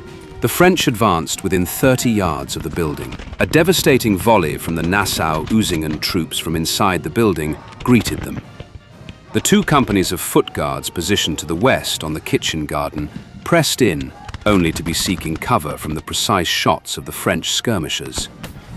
A battery of howitzers was sent for aid. Spherical shots were shot into the small wood. Supported by artillery, the Allied troops of Hougomont advanced along with the Hanoverian and foot guard reinforcements. The French were pushed back from the front of the building. An attempt was made to attack the building from the rear, but the foot guards resisted with utmost vigor. Increasingly outnumbered, the guards fell back towards the gates leading to the northern courtyard while firing at the French. They shut the gates and attempted to barricade it from inside, but amidst the chaos, the vanguard of the 1st Regiment of Lights succeeded in forcing the gates open and burst into the courtyard. Seeing this, a number of guards ran into the chateau for safety and alarmed all of the defenders. Shots were rained on the poor Frenchmen from all the windows and outhouses, and they were all killed before they could be reinforced. The credit goes to Lieutenant Colonel James MacDonnell and Corporal James Graham of the Coldstream Guards. As the gates were closed almost immediately, the French vanguard ventured into the compound. This act was pivotal in the continued maintenance of the farm and the success of the Allied defense. Rey's and Kellerman's batteries kept firing. A British officer wrote that one of the French batteries was committing great devastation amongst our troops in and near Hougomont. The Allied infantry suffered a steady attrition that gradually began to wear on the men's nerves. The fire of the French artillery distracted many British gunners. Instead of targeting the French columns, they got involved in counter-battery fire. Wellington had expressly forbade it, but it was ignored. Several years earlier, Napoleon, himself a gunner, explained this process. When gunners are under attack from an enemy battery, They can never be made to fire on massed infantry. It's natural cowardice, the violent instinct of self-preservation. The British cannonballs, however, were also hitting the French infantry and cavalry. Some battalions of Rey's Second Corps remained stretched out on the ground in hollows and sunken lanes. Major Lemonnier de la Fosse, ADC to General Foy, writes, "Behind us in reserve was the brigade of Carabiniers, on which the cannonballs which passed over us went to fall. To get out of their range, this brigade moved to their left, which provoked General Foy to laugh. 'Ha! The big boots don't like the rough stuff.'" The heavy skirmish fire and artillery bombardment continued to the last minutes of the Battle of Waterloo. Several sources claim that by the end of the day, the entire French Second Corps had been sucked into the struggle for Hougomont, while the attack at Hougomont was in full swing. At 1 p.m., conquest for the centre began.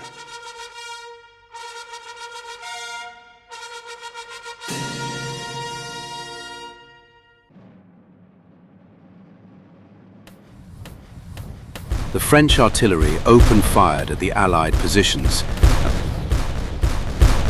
The troops of Wellington's left became aware of French troops moving in front of their lines.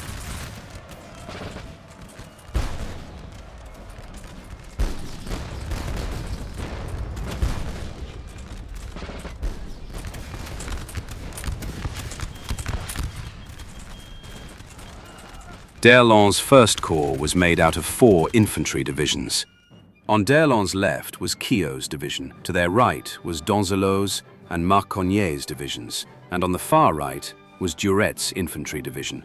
They were tasked with the attack of Wellington's left flank and break through the Allied army. Riding at the front of the 4 divisions was Marshal Ney and General D'Erlon with their staff. Defending against D'Erlon's corps of 18,000 men was Bylandt's brigade on the front line, comprising of the Dutch and Belgians. The British 5th Division, under the command of Picton, was positioned behind them, and the Hanoverians held the extreme left.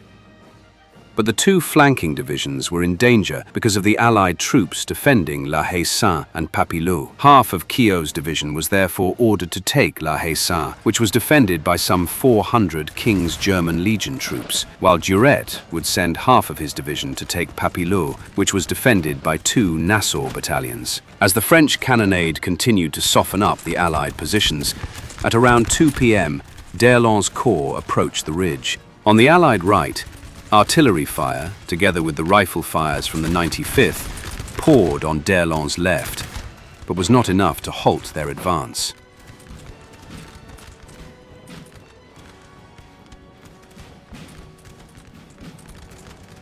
The French came in contact with right wing of Bylandt's brigade, and volleys were exchanged. However, the morale of Bylandt's brigade was low, as it had already lost 25% of their strength at the Battle of Quatre, 2 days before the Battle of Waterloo. Overwhelmed by the massive French assault, the right wing of Bylandt's brigade quickly broke and fell back. Thomas Picton was ordered to hold the line, and thereby he ordered his Highlanders from Kempt's and Pack's brigade to advance. Kempt's brigade fired upon the incoming French, followed rapidly by a bayonet charge ordered by Picton, who, after ordering the charge, was hit by a musket ball and died instantly. Keogh's divisions was slowly falling back until Kempt's brigade was charged by French cuirassiers from Dubieux.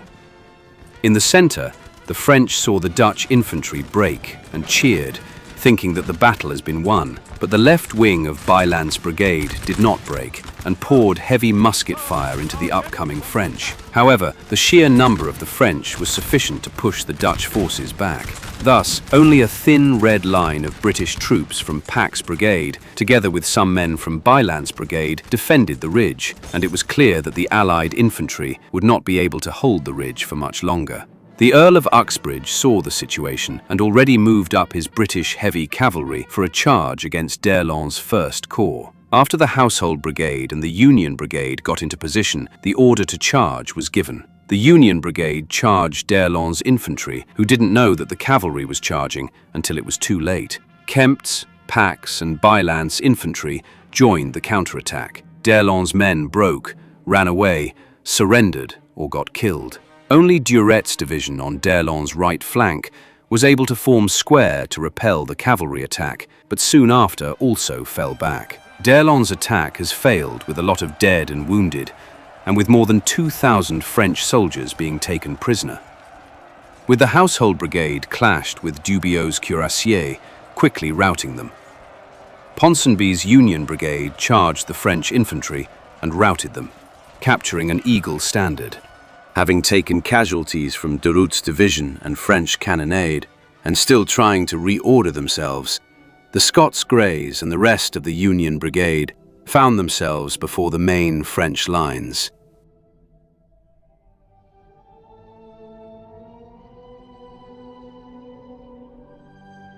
Their horses were blown, and they were still in disorder, without any idea of what their next collective objective was.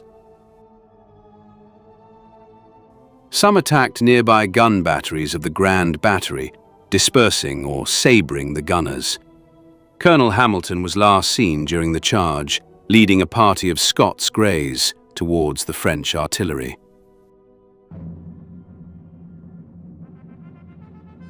The Scots Greys and the rest of the British heavy cavalry were taken by surprise by the countercharge of Mihaud's cuirassiers, joined by lancers from Baron Jacquinot's 1st Cavalry Division. As Ponsonby tried to rally his men against the French cuirassiers, he was attacked by Jacquinot's lancers and captured and executed. De Guigny's Dutch-Belgian Light Cavalry Brigade and Vandeleur's Cavalry Brigade came to the rescue of the Union Brigade, charging Jacquinot's lancers. What was followed by both sides retreating back to their lines. In all, the Scots Greys suffered 104 dead and 97 wounded, and lost 228 of the 416 horses. But this could be much worse if it wasn't for de Guigny's and Vandeleur's light cavalry brigades. De Guigny's brigade lost a total of 49% of its fighting strength in these engagements.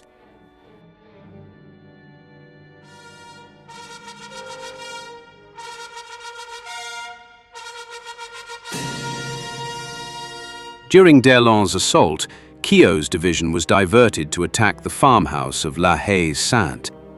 The 1st Regiment of Sapeurs led the attack upon the farm by storming the barricade that was installed on the high road and forced the Allied troops defending the orchard and adjacent sandpit to retire. The 54th and 55th Regiments of Line followed the assault. The French managed to surround La Haye-Sainte despite taking heavy casualties from the garrison. Although the defense of the farmhouse was hanging by a thread, the destruction of d'Erlon's forces to the right by the charge of the Union Brigade relieved the pressure on the fortress farm. During d'Erlon's attack, half of Duret's infantry division was tasked with the assault of the farmhouse of Papillot. Papillot was defended by 2 battalions of 28th Regiment of Orange Nassau under the command of Prince Bernard of Saxe-Weimar. But as the main French attack faltered, the troops attacking Papillot came under the combined attack of Allied infantry and cavalry and were pushed back towards the French cannons. Around 3 p.m., a lull in the fighting is followed by a fierce artillery exchange.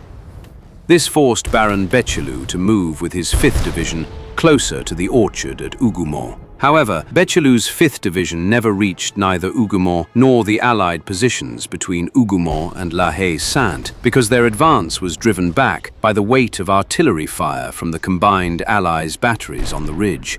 Meanwhile, a renewed French assault was being prepared. Nearly 10,000 fresh troops from Georges Mouton, Comte de Lobau's 6th Corps, were set to join the remnants of Comte d'Erlon's corps in another attack against the Allied left flank. Had this assault been executed properly, Wellington could have been finished. His forces on the left were less concentrated and significantly weaker. Another attack on the scale of d'Erlon's earlier assault might have shattered Wellington's left wing completely. His only remaining option would have been to retreat, pulling away from the Prussians and abandoning any hope of coordinated action. But where were the Prussians? Just when Wellington needed them most, silhouetted figures appeared on the eastern horizon. At first, some believed they were the advance elements of Emmanuel de Grouchy's 30,000-man French column. But it soon became clear that these troops wore the distinctive black uniforms of the Prussian army. It was von Blücher's column. The stubborn old Prussian prince had kept his word. As a result, Napoleon Bonaparte was forced to abandon the planned second assault against Wellington's line. Instead, he ordered Lobau's 6th Corps to turn east and engage the advancing Prussians. By around 3 p.m., Lobau's corps began moving towards the southeast, between the farm of Papillot and the village of Plassanois. Napoleon made sure that the rest of the army did not know about the arrival of the Prussians, and thereby tasked Lobau to delay the Prussian advance as much as he could. As the Prussians closed in from the east, Marshal Ney unleashed one of the greatest cavalry assaults of the Napoleonic era. What began as a limited advance by a handful of squadrons soon escalated beyond its original purpose. Around 4 p.m., as the fierce French cannonade continued to unleash hell upon the Allied position, Marshal Ney gathered 2 of the beleaguered brigades from d'Erlon's corps and renewed the attack on La Haye-Sainte. The attempts to carry the farm were stubbornly resisted. It was just then when an aides-de-camp distinguished a retrograde movement in the Allied lines and misinterpreted as a general retreat. The information was sent to Ney, who immediately called for riders to exploit the perceived weakness. In fact, the Allied movement was the result of a direct order from the Duke of Wellington. The Duke wanted the army to retire 100 paces in a conscious effort to reduce the deadly effect of the French artillery bombardment. Delort's entire cuirassier division was committed. So was Watier's. The light cavalry division of the Imperial Guards was ordered to advance along with the cuirassier by Ney, with the words, "Forward, this is the salvation of France." The 2 cavalry divisions crossed the high road to Brussels and formed in the hollow ground close to the farm of La Haye-Sainte. The cuirassiers were in front, the squadrons at quarter distance, with the regiments in column, an echelon from the right. Ney ordered the charge and took his customary position at the head of the troops. As the horsemen ascended the slope, the Allied artillery assailed the cavalry by close-range canister fire that tore through the ranks, but the guns were soon abandoned as the French drew closer. The artillery crew fled to seek shelter in the nearest infantry squares. Yes, squares. To the surprise of Marshal Ney, the Allies were ready to greet the French with 2 rows of infantry squares, formed expediently at an offset, which allowed each square to fire at the enemy without inflicting casualties upon the adjacent formation. Their destructive fire was unleashed upon the French horsemen as they drew closer. Swathes of riders, together with their mounts, were cut down by the deadly fire. The cavalry began to lose heart as they could barely make any impression upon the squares. But Ney harangued them, calling the officers by their name.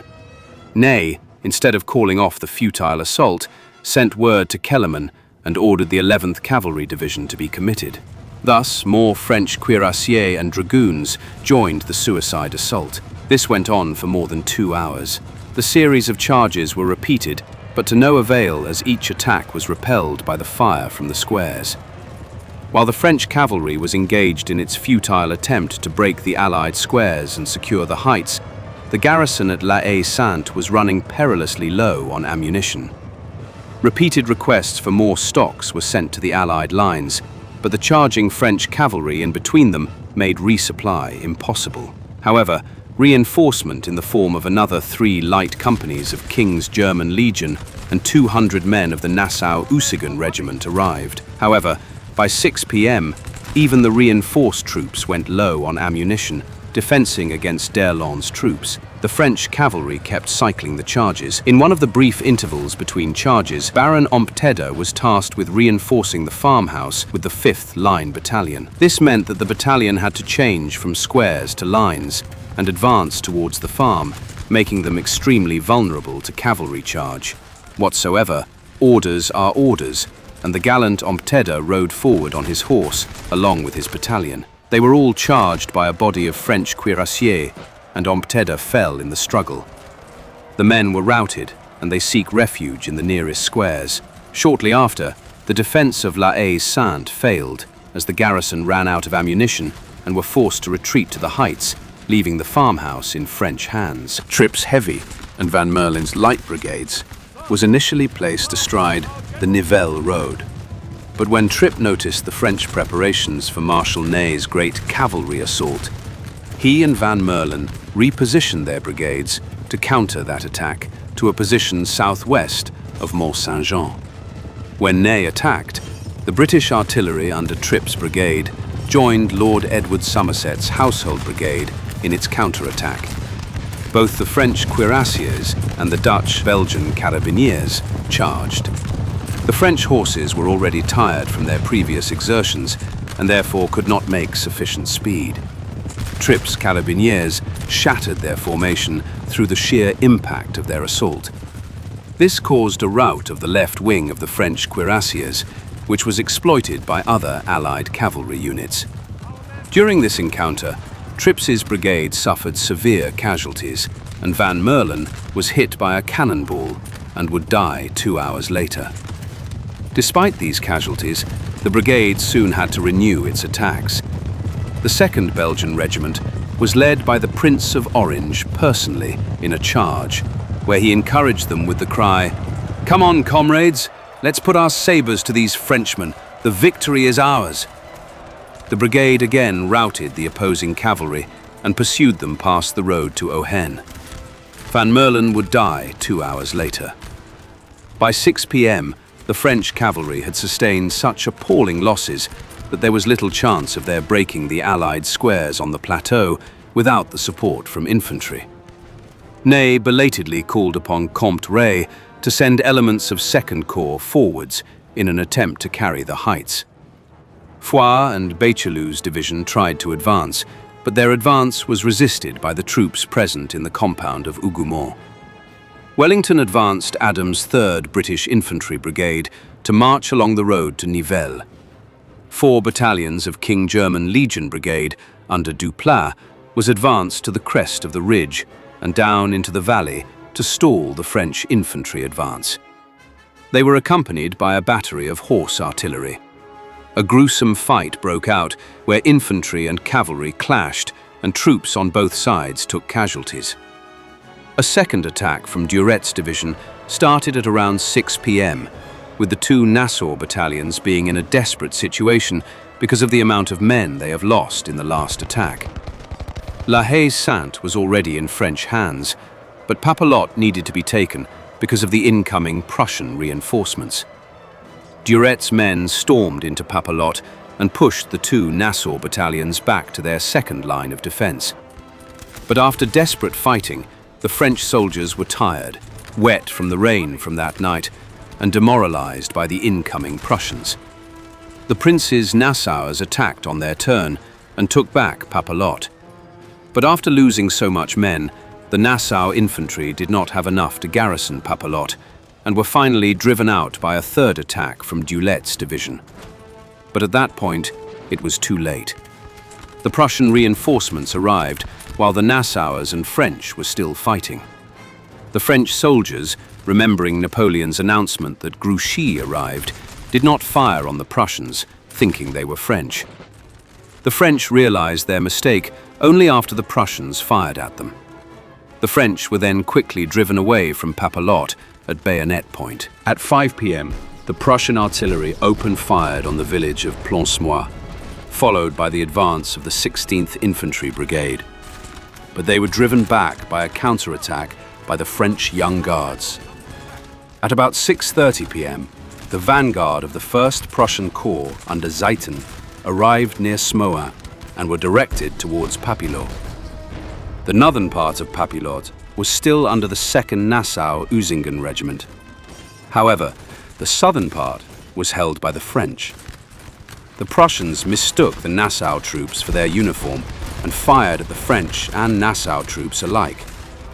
The error was soon realized, but several men had already died of friendly fire on both sides. The French were then thrown out of Papelotte by the combined strength of the Nassauers and the Prussians. At Plancenoit, the 1st Battalion of the 2nd Chasseurs Regiment of the Imperial Guards was thrown into the contest, and together with the defending French troops, they pushed the Prussians from the southern half of the village. By 7 p.m., the Prussians committed the 14th Brigade. The French were initially driven back, but at the advent of the 2nd Regiment of Grenadiers of the Imperial Guards, the Prussians were driven back from the village once again. The Guards banished their muskets and expelled the Prussians from the village with the bayonet alone.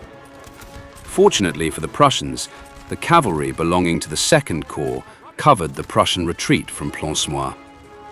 The 8 battalions of Young Guard, numbering some 4,500 men, and 2.5 battalions of the Old Guards, numbering 1,500 men, had been committed to the defense of Plancenoit.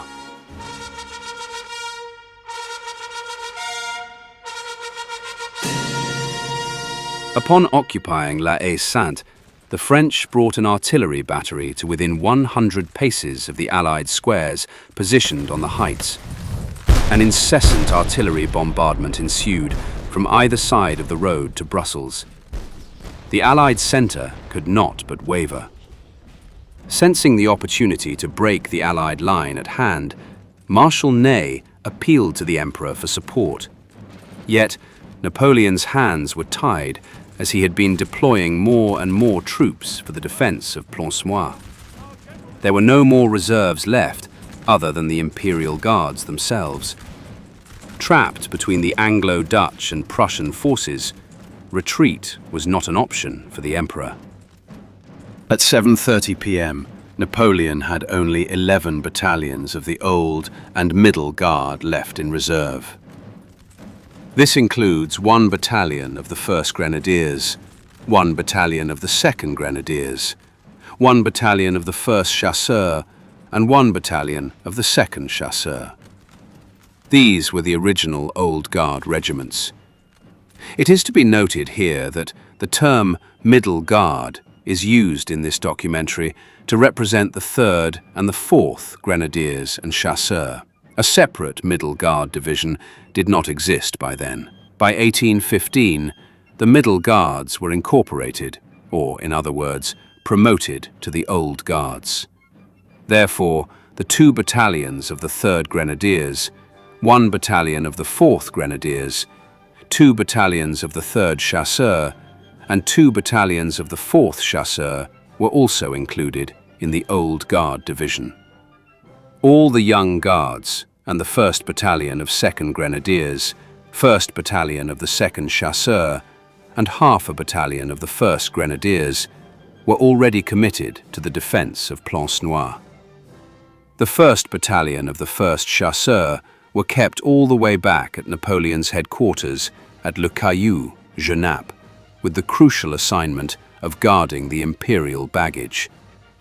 The Emperor thus chose to commit 10 of his fresh Guard battalion against Wellington's centre, leaving the 1st Grenadiers near La Belle Alliance. The 1st Battalion of the 1st Grenadiers soon joined the 2nd Battalion near La Belle Alliance, having returned from its successful intervention at Plancenoit. Napoleon ordered the Imperial Guards to attack the centre of the Allied line. The attack was to be supported by the remnants of the 1st and 2nd Corps on the flanks. The battalions of the Imperial Guards formed up southwest of La Belle Alliance and advanced. However, the removal of the Guard Corps from the vicinity of Plancenoit allowed the Prussians to push harder into the village. The battalions of the Imperial Guards were formed in squares and advanced in echelon formation. In an echelon formation, battalions are arranged diagonally. Each battalion is stationed behind and to the right or left of the battalion ahead. Although many sources state that the Guards advanced in columns, the battalions of the Imperial Guard were formed in squares as a preventive measure to repulse the Allied cavalry. There was a possibility of repetition of cavalry counterattack, as it happened during the recent d'Erlon's assault. The Guards wanted to avoid such situation, and therefore advanced in square formation. Also, a tightly packed attack square would resemble a column from the front in a smoke-filled battlefield at eventide. To the extreme right of the front line was the 1st Battalion of 3rd Grenadiers of Middle Guards. To their right were a battalion of the 4th Grenadiers of Middle Guards. To their left were 4 battalions of Middle Guard chasseurs ascending the ridge. The second line was also formed in an echelon. The 2nd Battalion of the 3rd Grenadiers of the Middle Guards marched on the left. On their right were the 2 battalions of Old Guard chasseurs, followed by 2nd Grenadiers of Old Guards on the extreme right. Napoleon did not commit the 2 battalions of the 1st Grenadiers of Old Guards on this assault. There were no skirmishers deployed from these battalions. The senior officers rode or walked ahead. Although the order of the attack of the Imperial Guards is quite controversial and varies from historian to historian, I have tried to put together a sequence that made sense to me after going through a few relevant books and papers on this battle. It is to be noted that the whole Guard attack was over in 10 minutes, and its various segments ended in quick succession. Much has been debated regarding the advance of the Imperial Guard, particularly which regiments formed the first wave and which followed in the second. However, there is near universal agreement that one attack was carried out by the Middle Guard chasseurs from the French left, while another involved the 3rd and 4th Grenadiers of the Guard to the right. The exact sequence of these assaults remains disputed. Some historians argue that as much as 10 minutes separated the 2 attacks. Given the desperate circumstances in which Napoleon found himself, such a delay is entirely plausible. What is clear, however, is that neither assault materially influenced the outcome of the other. Therefore, for the sake of clarity, we shall examine them as 2 separate phases of the Imperial Guard's final advance.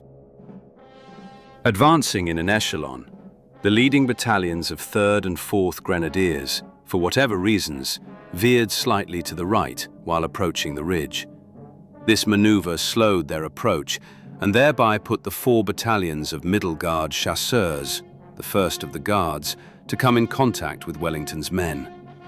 Then came the attack of the Middle Guard Grenadiers on the Anglo-Dutch and Germans. This is calculated by relating unit positions with careful research. At last came the counter-attack of Wellington's troops on the 2nd echelon of Guards. The 4 battalions of Middle Guard chasseurs headed straight towards the British Foot Guards, who stood up and delivered a devastating volley at close range. The 1st Battalion of the Middle Guard chasseurs was instantly repelled. However, the remaining battalions of the chasseurs deployed in line and volleys were exchanged. Meanwhile, the 3rd and the 4th Grenadiers of Middle Guard found themselves in front of the Allied infantry in black. General de Morvan led the 3rd Grenadiers on a devastating bayonet charge, overthrowing the Brunswickers and capturing British battery of Lloyd. A small section of Guard cavalry that accompanied the infantry took out Cleves' battery. Major Lloyd remained a little too far behind his fleeing men, and a French officer caught up with him and cut him down with his sabre. When the flutter of terror passed through the hearts of the Brunswickers, they fell back in disorder and rallied under the cover and support of Vivian's cavalry brigade. De Morvan's guardsmen then collided with von Kreuser's Nassauers. A violent firefight broke out. The 2nd Battalion, under Major von Neuendorf, was brought up and formed in column. Unfortunately, the Crown Prince was wounded and the 2nd Battalion fell back. In their footsteps went the remaining battalions. Also wounded in this clash, the French General Friant went to tell the Emperor that the Middle Guard broke through the enemy's first line and that all was well. Pushing forward, de Morvan's Grenadiers slightly turned to the left and together with the 4th Grenadiers headed toward the left flank of General Sir Colin Halkett's 5th Brigade. Halkett's battalions had earlier changed formation from squares to 4 deep lines, as per Wellington's orders for his whole front-line infantry prior to the Imperial Guard attack. In the firefight with the Guards, Halkett's brigade was seized with panic. The Guard horse artillery fired with dead precision. Half of Halkett's brigade turned about, and in an indescribable disorder, officers and men mixed, fled in frightful confusion. The mob stampeded for shelter behind the sunken lane of the Ohan roadway.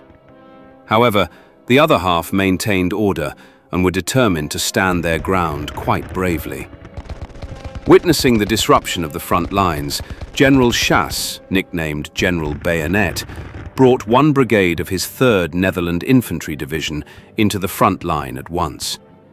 Chasse also unmasked his attached battery, which unleashed devastating canister blasts into the French grenadiers. He threw forward General Detmer's 6 battalions of fresh Dutch and Belgian troops at the Middle Guards.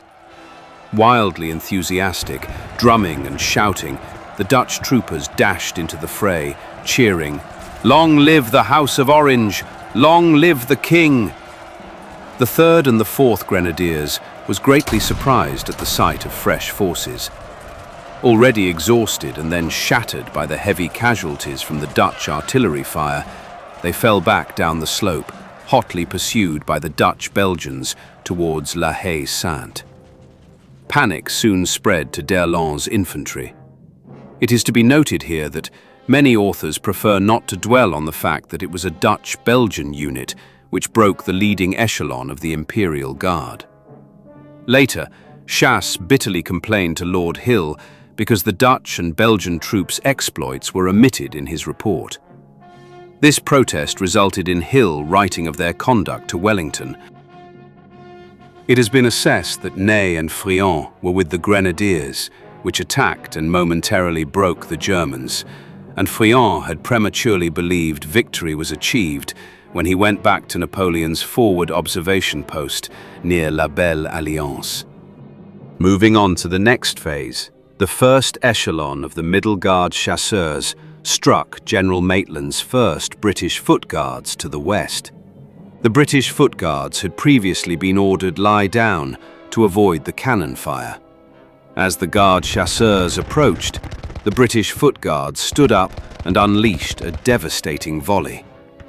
This sudden appearance of the British Guards undoubtedly forced the Guard chasseurs to halt and deploy. A violent firefight ensued, which the British infantry firepower overwhelmingly dominated. The Middle Guardsmen failed to deploy in proper lines and were hailed by incessant musketry from the Foot Guards deployed on a wide frontage, the effect being very deadly to the Middle Guards. Many, particularly towards the center and rear of the column, seemed to be turning around. Seeing this, Wellington ordered Maitland's 1st Foot Guards to charge. On their advance, the whole French column turned around and made off. The Foot Guards pursued the chasseurs a short distance when a sudden false alarm of enemy cavalry caused them to rush back to their start line and reform. At that moment, the 2nd echelon of Middle Guard chasseurs arrived on the spot and another desperate firefight erupted. Adams' British Light Infantry Brigade, west of Maitland, took the initiative to engage. They advanced and wheeled against the chasseurs. The 4 light infantry battalions, including the 52nd Light Battalion, fired a series of crashing volleys, devastating the French.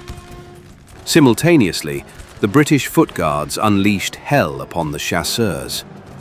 Encouraged directly by Wellington, the 52nd Light Infantry, supported by its brigade, attacked the chasseurs as they gave ground and retreated, but still resisting with scattered firing. Hundreds of men were falling, yet the British musketry did not cease. Wellington had concentrated all he had on these elite Frenchmen. Adams' brigade daringly advanced east across the slope of the hill before turning down into the valley and advancing towards the French centre. General Hugh Halkett's Hanoverian Brigade supported the advance. Napoleon had earlier set up a second French line of Imperial Guards, comprising the 3 battalions of Old Guard and a single battalion of Middle Guard to act as a tactical support line. They were now attacked by Wellington's counterattack, during which General Vivian's brigade of 3 Hussar regiments made a significant thrust into the French centre. Though largely successful in convincing the French to retreat, one of its attacks against a stubborn Old Guard square was repulsed. A part of the French Guard cavalry attempted to move forward and rescue the Middle Guard, but eventually failed.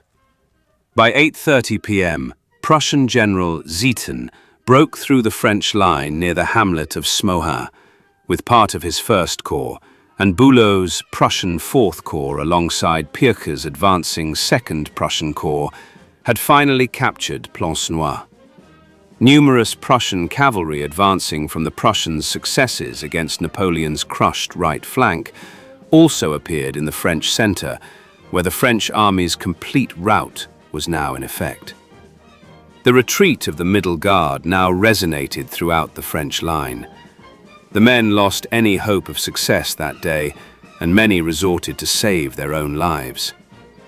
The 3 Old Guard squares in the forward support line dissolved in the frantic close combat.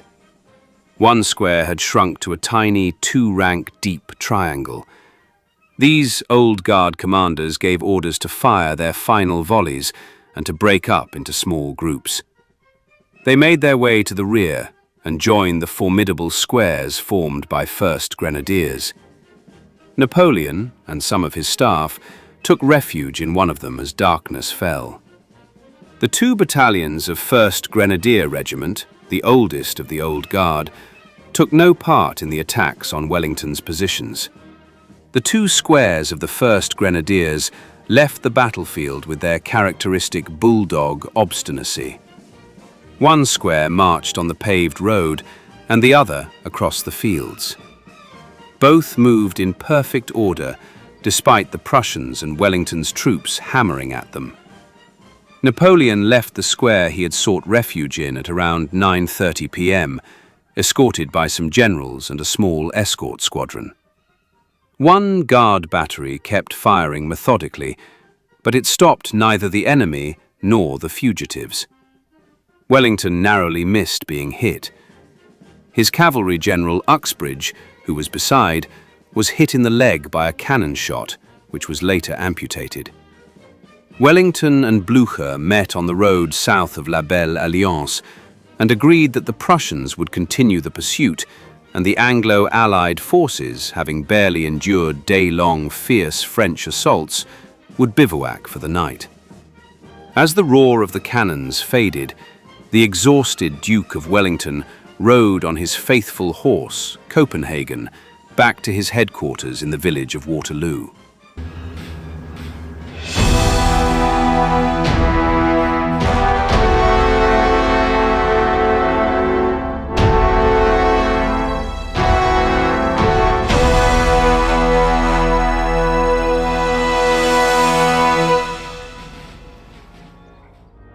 The Battle of Wavre is often discounted in accounts of the Waterloo campaign, with much of the focus being on Grouchy's failure to march to the sound of the guns.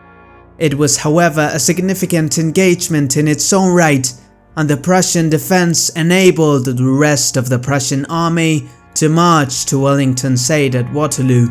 The battle took place around the villages of Wavre, Bas-Wavre, Berge and Limal.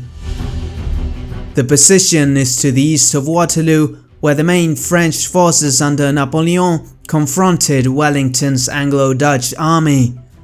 The events that took place at Wavre were directly related to certain events that took place on the day of the Battle of Ligny 2 days prior. Blücher's Prussian forces were badly mauled at Ligny on the 16th of June. Feldmarschall Gneisenau took command after Blücher's horse rolled on top of him and incapacitated him for some time during the final assault.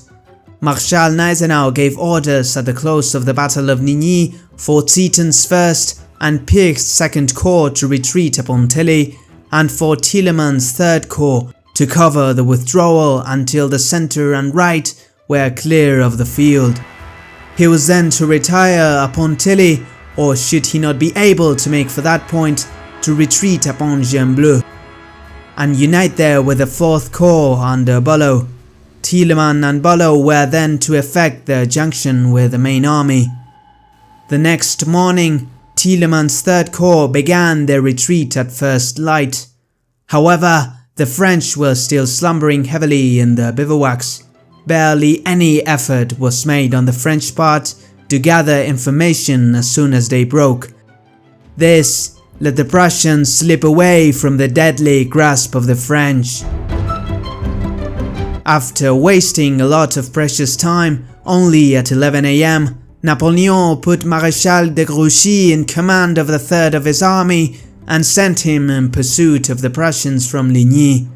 De Grouchy was to prevent the Prussian army from uniting with Wellington's left, but by then it was pretty late and the Prussians had quite a head start.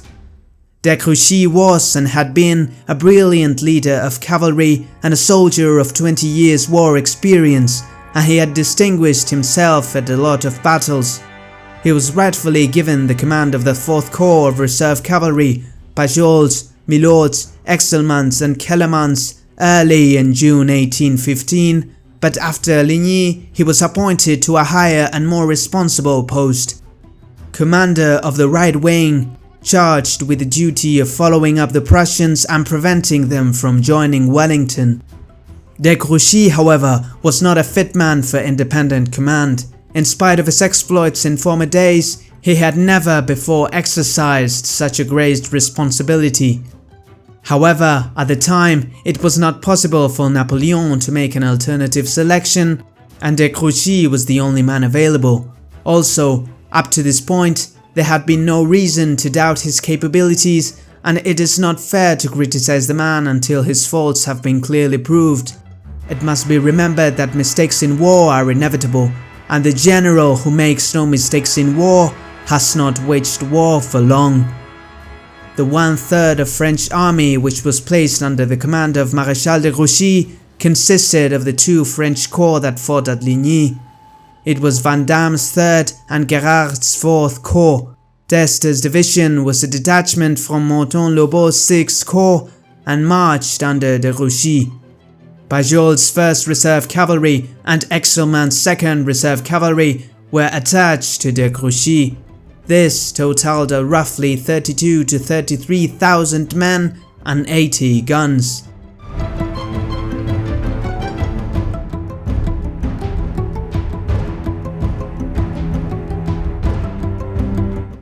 The Prussian rearguard under Tielemans left Saint-Bref between 2 and 4 AM. Pajols and Exelmans prepared their pursuit with cavalry after 4 AM without any information of the route taken by the Prussians. The French infantry remained in their tents.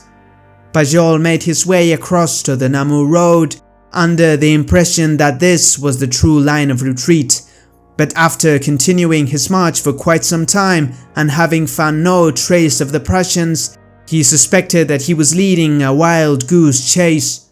Pajols was joined by D'Este's division at Saint-Denis and continued marching north. When Exelmans discovered the Prussians resting at Gembloux, he neglected to send back word to de Grouchy immediately, nor did he inform Pajols of his discovery. In spite of having a cavalry force of 3,000 troopers and 12 guns, Exelmans made no attempt to harass the resting Prussians. At around 11:30 AM, de Grouchy received the written orders from Napoleon to pursue the Prussians. He then sent orders to Vandamme to march at once with the 3rd Corps from Saint-Amand to Point-de-Jour on the way to Gembloux. De Grouchy had to send an aide-de-camp towards Gembloux to obtain news from Exelmans. He then went himself to Ligny to give Gérard his orders. Vandamme marched with incredible slowness, which in turn limited the marching speed of Gérard's corps. Vandamme's advance guard did not reach Point-de-Jour until 3 PM. Tilleman was by this time an hour's march beyond Gembloux. The roads were in a very bad state, and the heavy rain that was falling made marching difficult. Also, the passage of the Prussians had made the roads worse, but Point-de-Jour is less than 4 miles from Saint-Amand. De Grouchy reached Gembloux at 7 p.m. when he was supposed to be already vigorously pressing the Prussians. De Grouchy decided to halt at Gembloux for the night. There was still 2 hours of daylight left when Vandame's corps reached the village. Pajol, in the meantime, finding that he was mistaken in his conclusions, marched back from Saint-Denis along the same route, the point from which he had started in the morning.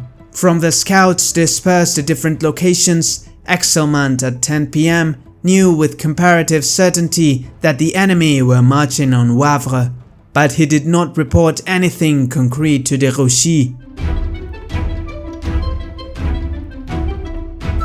By nightfall of the 17th, while de Grouchy was still at Gembloux, the whole of Blücher's army had reached Wavre and its neighborhood.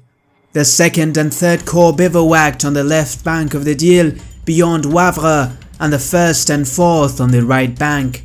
Pech was between Sainte-Anne and Aisemont. Ballot was at Dion-le-Mont.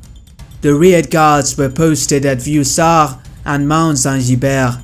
These troops fell back next day as the French advanced.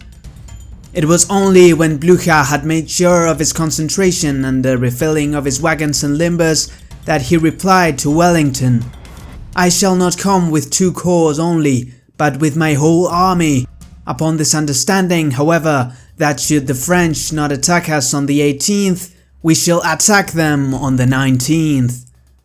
About midnight of the 17th, a message from Wellington reached Blücher. It ran, "The Anglo-Allied army is posted with its right upon Braine-l'Alleud and its center upon Mont-Saint-Jean, and its left upon the Haye, with the enemy in front."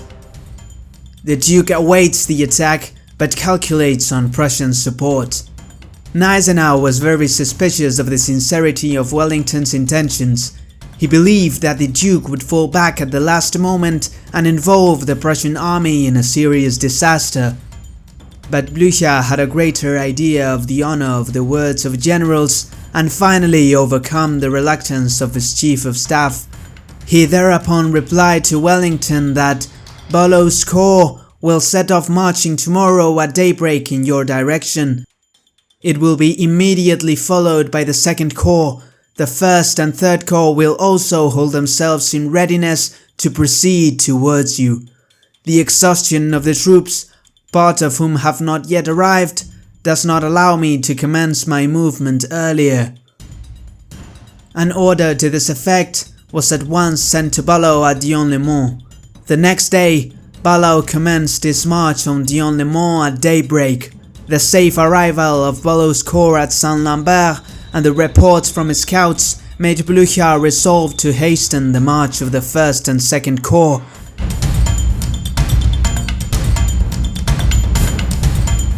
Blücher himself rode to Saint-Lambert at 11 a.m. While Pirch's corps was passing through Wavre and Ledebour's detachment retired on the town from Mont Saint-Gilbert, the enemy cavalry appeared in sight. It was Exilman's cavalry. However, the French did not press their advance hard, and at 3 o'clock the Prussians retired across the Dyle.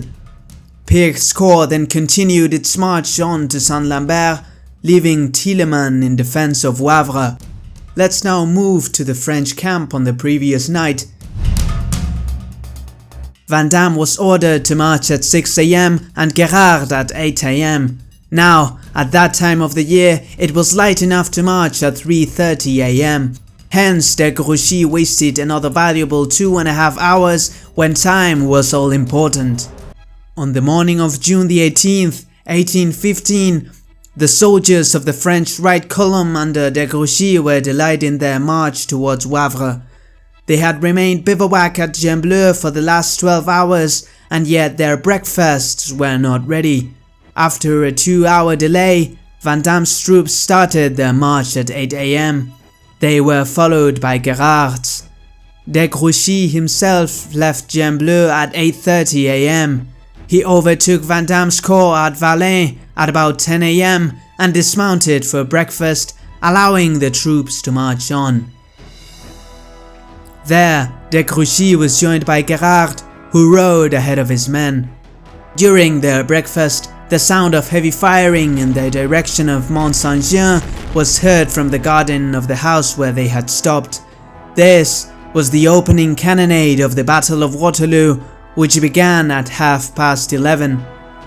Gerard at once urged de Grouchy to change his direction and march to the sound of the cannonade, but de Grouchy refused to take the responsibility of disobeying the orders he had received from Napoleon to pursue and attack the Prussians and on no account to lose sight of them. Having finally received a report from Exile from the front a few minutes ago, de Grouchy considered that they were in pursuit of the entire Prussian army and not just of a single corps. Around 2 p.m, the Prussian rearguard at Mount Saint-Gilbert came in contact with Vandam's vanguard. The Prussian rearguard then retreated towards Wavre through the woods, avoiding the French cavalry. By this time, Thielemann had felt that the French would not attack Wavre in force. He judged this owing to the inactivity of Exilman's cavalry. Thielemann therefore prepared his entire corps, then acting as a rearguard, to march towards Waterloo, leaving only a small detachment as a rearguard at Wavre. The divisions had only started their march when the rearguard from Mount Saint-Gilbert reached Wavre and alerted Thielemann of the imminent French assault. Thielemann then redirected the marching divisions back to Wavre. This was surely a complex maneuver to execute, and the Prussians had done it just right. Vandam's vanguard started to arrive at Wavre towards 3 o'clock in the afternoon, and the ensuing clash boiled up into the Battle of Wavre. The Prussian defense of Wavre. Thielemann had 3 infantry and 2 cavalry brigades under his command, in addition to 5 batteries of artillery. It was not much, but well posted. Such a force was likely to detain the French for a considerable length of time. The 2 bridges at Wavre were quickly barricaded. Bourke's 9th Division was left stranded on the French side of Wavre. The division moved to the right to Bar Wavre and crossed the bridge and destroyed it before Exilman's dragoons, positioned at Dion-le-Mont, could capture it and make a crossing.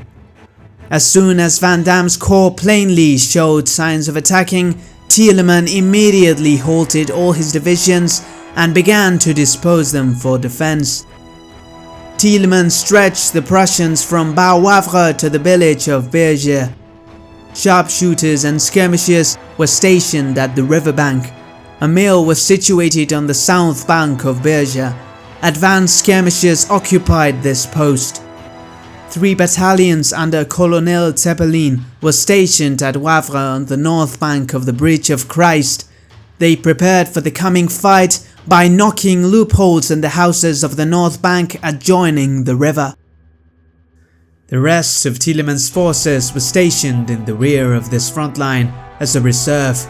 Behind Wavre and Bar Wavre was Slac's 11th Brigade, consisting entirely of inexperienced landwehr troops. Directly behind Wavre, Thielemann had stationed Kampfen's 10th Brigade, while finally Stulpnagel's 12th Brigade was formed in support of the advanced skirmishers in Berger. The Prussian commander's own headquarters were to be found at the Chateau of La Bavette, 2 kilometers to the north of Wavre. Nearby were positioned almost the whole of the Prussian cavalry force under General von Hobe. Hussars, Uhlans, dragoons and landwehr militia horsemen. Attached to this force were 2 batteries of horse artillery, 16 bronze guns mounted on mud-spattered carriages painted light blue. Further forward were the infantry brigades, each of which had 2 cavalry squadrons and an artillery battery attached to it. Le Male was defended by a small force commanded by Stengel. Those Prussians left in the area were ready for action. Captain Siborn concluded by writing, "Tielemans' position was certainly a very favorable one, and the occupation of it was arranged with great skill. Towards 3 o'clock, French skirmishers were observed by the Prussian on the heights opposite of Wavre. De Grouchy's forces were arriving. Vandam's French 3rd Infantry Corps rolled up in strength between 3 and 4, with green-coated dragoons protecting its right flank at Wavre. 3 batteries were drawn up just south of the town of Wavre and immediately opened fire. Cannonballs soared into the air before plunging into the streets of the town in the valley beneath. One such missile crashed through a window into the church of Saint Jean the Baptist, embedding itself into a stone pillar inside and remaining there to this day. This fire was less of a bombardment and more of a show of strength in support of the first wave of French attackers. Vandamme was a hot-headed and fiery general. Hussey rightly commented that he launched his attack without reconnoitering the position or preparing for the action by his artillery, and without waiting for de Grouchy to arrive in person. French skirmishers threaded their way down the slopes to the suburb on the south bank, followed by a whole division commanded by Habert and formed up in heavy assault columns. It is a steep hill, and the French poured down it, and the Prussians quickly evacuated the suburb. The French followed them closely, storming up to the 2 bridges. Both appear to have been strongly barricaded, both to have had a crossfire poured on them from Prussians hidden in loopholed houses on the north bank, and both to have been impassable. The stone bridge of Christ became clogged with bodies.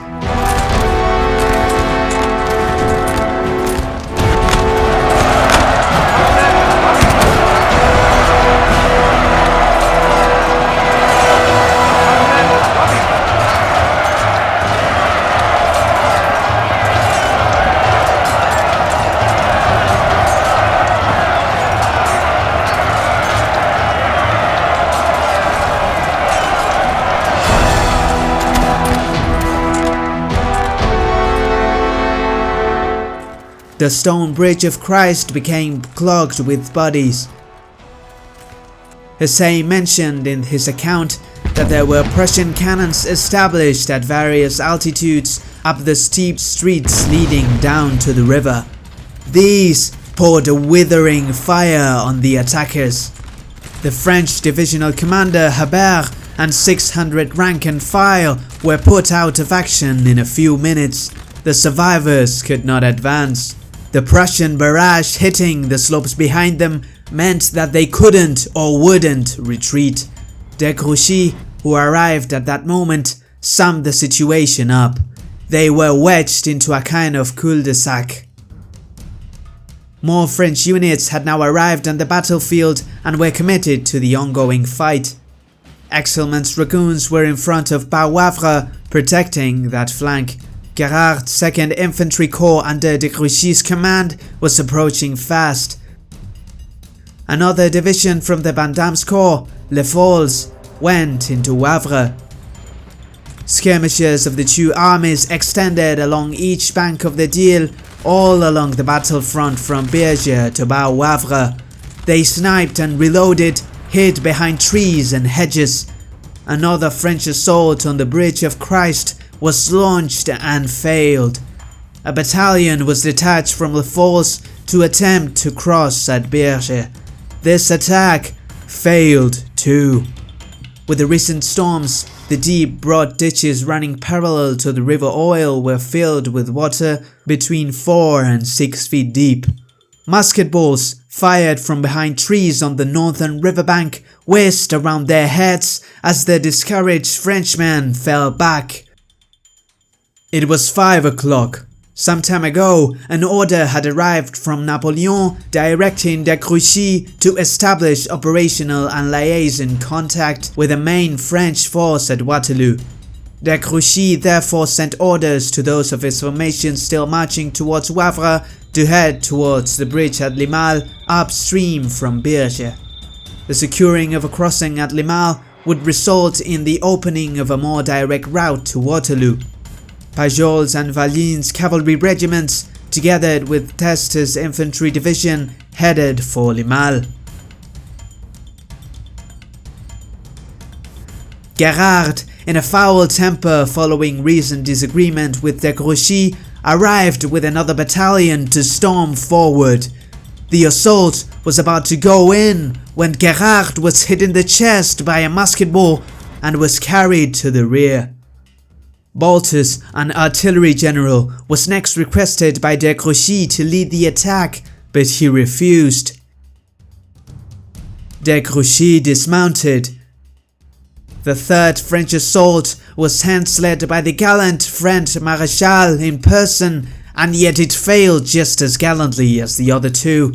It was by now clear that no crossing could be forced at either Berge or Wavre.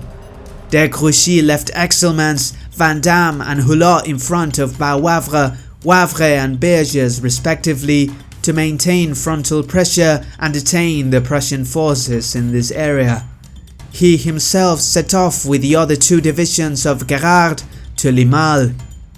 During the Berges fighting, Vandamme had continued to lead assault waves onto Wavre. 13 separate attacks were made before the conflict gradually flickered out. The action is a superb example of fighting in a built-up area, extremely costly in men and ammunition. One of Vandamme's regiment, the 2nd Swiss, bore distinctive red coats and a tradition of courage. Before the campaign, they had numbered 700. After the repeated and bloody attacks on the Bridge of Christ, they no longer as a unit existed. French troops, Pajol and Valligny's cavalry and Tester's infantry division arrived at Limahl at around 7 in the evening, together with 3 artillery batteries. The Prussian commander here was Oberstleutnant Stengel, with his force of 3 battalions of the 19th Regiment and 3 cavalry squadrons. No attempt had been made to either barricade or destroy the wooden bridge. There was another factor as well. Stengel's detachment was not part of Thieleman's force, but left behind as a rearguard by Zieten's 1st Corps, which was by now at Waterloo. Stengel thought that his proper post was with Zieten and not at Limahl with another corps. This would explain his reluctance to hold on to the bridge and also his marching off to Waterloo later on in the battle. The French General Pajot, on the other hand, was an expert at capturing bridges. He had done so at Montereau in 1814, at Charleroi on the 15th of June of 1815, and now he launched Valligny's hussars, chasseurs à cheval, and dragoons at Limahl Bridge, which was accessible to only 4 horses at a time. Stengel gave way. Pajol and Teste followed Valligny over onto the other side of the Dyle. The French at last had their bridgehead, which compared to Wavre and Berge had come at extremely little cost. Stengel had fallen back. Now Thielemann shifted the whole of the reserve line of his infantry stationed behind Wavre and Berge to the west. This freed Stulpnagel's infantry and Horbe's cavalry to rush southwest towards Limahl to plug the hole in the Prussian defense line. De Grouchy was meanwhile marching 2 divisions of Gerard's corps to the Limahl bridgehead along the opposite bank of the Dyle. De Grouchy arrived at the Limahl bridgehead at dusk, towards 9 o'clock, and before the Prussian reinforcements. He organized the dispositions of his forces with great skill. Despite the obscurity of the darkness, he hurried his troops up the heights by a narrow, rugged road. The French line was perpendicular to the Dyle. Light cavalry covered the left flank, while the right consisted of infantry inside the houses of Limahl. The crest of the plateau above the village now became a battleground. Stulpnagel had brought up 6 of his 9 Prussian battalions to support Stengel. They were launched at the French along with the support of 5 cavalry squadrons. The Prussians rushed to reinforce Limahl or to recapture it, but they headed directly towards de Grouchy's trap in the darkness. Two of Stulpnagel's Prussian battalions were about to pass the holloway when they received a devastating volley from the French on the other side. Their advance was checked. The other three battalions of the Prussian brigade inclined too far to the east and were pinned down by French skirmisher fire. Stengel in the west was checked by French cavalry, and since these threatened his right flank, he fell back. Stulpnagel followed suit, leaving only a chain of advanced posts. Thus, the Limahl bridgehead was consolidated and a route was opened. But, wrote José, for a long time the Emperor's cannon had ceased to be heard. The Prussians settled down for the night in the woods of Rixensart. The French bivouacked in squares to the south. It was an uneasy night. In the early hours of the 19th of June, Thielemann was unnecessarily weakened and overstretched as a result of Stengel's action. Some unconfirmed news of the victory at Waterloo had reached the Prussian commander, who therefore expected the French to retreat. To hasten them on their way, he renewed the fight at daybreak around 4 o'clock with a cavalry attack by Hobbes' horsemen. The French, however, displayed no intention of retreating, as no word of the outcome of Waterloo had yet reached their ears. Indeed, the fierce artillery duel which developed resulted in 5 Prussian guns being lost. De Grouchy organized a general offensive on the west bank of the Dyle. 3 columns of attack were organized. The French plowed forward and a Prussian counterattack was thrown back. 22 French battalions grappled with 10 Prussian. 6 more French were in support. Stulpnagel eventually gave way and the French seized part of Rixensart woods. At 8 o'clock, Thielemann was positively informed of the Waterloo victory and that Prussian troops were on the way to cut off de Grouchy's line of retreat. As morale rose, Rixensart's woods were retaken momentarily before the French flooded back in. Tester's column meanwhile had opened an attack on Berger's village. It was a fierce fight. Test himself was wounded and one of his brigadiers, General Penn, had his head crushed by a Prussian shell before the village finally fell. The fall of Berger was a turning point of the fighting on the 19th of June. This severely weakened the Prussian defense. Thielemann soon after, towards 1 o'clock in the afternoon, ordered a general retreat so as to avoid a crushing defeat, losing 5 cannons and a number of wounded. Colonel Zeppelin pulled out of Wavre and was hardly attacked by Vandam's corps in the process. Later in the day, Vandam started to advance out of the abandoned Wavre. Some French battalions were halted by a rearguard action to the north of the town. Lithe gallantry and steadiness displayed in this affair by the Kermack Landwehr acquired for the latter great and well-merited renown. Thielemann pulled back in several columns to St. Achtenrode via Ottenburg. The French did not pursue fiercely. Soon, indeed, a messenger would arrive, stuttering out a half-incoherent message of the disaster at Waterloo. De Grouchy commenced his retreat to France on the same day. Successfully eluding Prussian forces sent to intercept him, he safely led his troops back to Paris via Namur. At first glance, the Battle of Wavre was a French victory.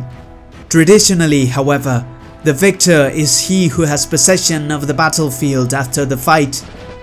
The Prussians were the real victors and won the battle on the 18th of June. By the time de Grouchy had opened a route to Waterloo at Limahl, he was hours too late to intervene in the battle. casualties were not excessively heavy. The Prussians suffered around 2,400 and the French 2,600. Wavre may lack strategical importance when compared with the Battle of Waterloo, but it is a magnificent example of Napoleonic battle tactics.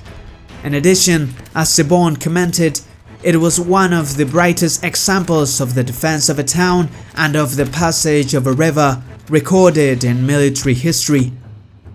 Nor should Pajol's storming of the Limahl Bridge be omitted. That feat of arms perhaps ranks with the capture of Remagen Bridge during the Second World War. In addition, enough relics, monuments and views will be found today at Wavre battlefield to make a visit worthwhile. Evening fell on Waterloo. The French army, shattered, exhausted, and leaderless, began its retreat. Under the fading protection of the Imperial Guard's cavalry, the remnants streamed south, not in order, but in collapse. Yet this was not the end of the war. The French would fight on and even succeed, saving men and equipments, buying time for the Emperor to consolidate and strike. Although events were already slipping beyond the battlefield, into the hands of politicians, can Napoleon turn the tide once more? In our previous videos, we have witnessed Napoleon's dramatic return from exile, his escape from Elba, his march on Paris, and his seizure of power once more. We saw him strike first, defeating the Prussians at Ligny, while the Anglo-Dutch army held firm at Quatre. We followed the campaign to its climax, at Waterloo, where every assault, every decision, and every missed opportunity shaped the fate of Europe. And beyond the main battlefield, at Wavre, you saw Marshal Grouchy engaged, delayed, and ultimately absent when he was needed most. But Waterloo was not the end, because what followed was just as decisive. An army still in the field, a nation not yet defeated, and an emperor facing his final choices. This is the story of what happened next.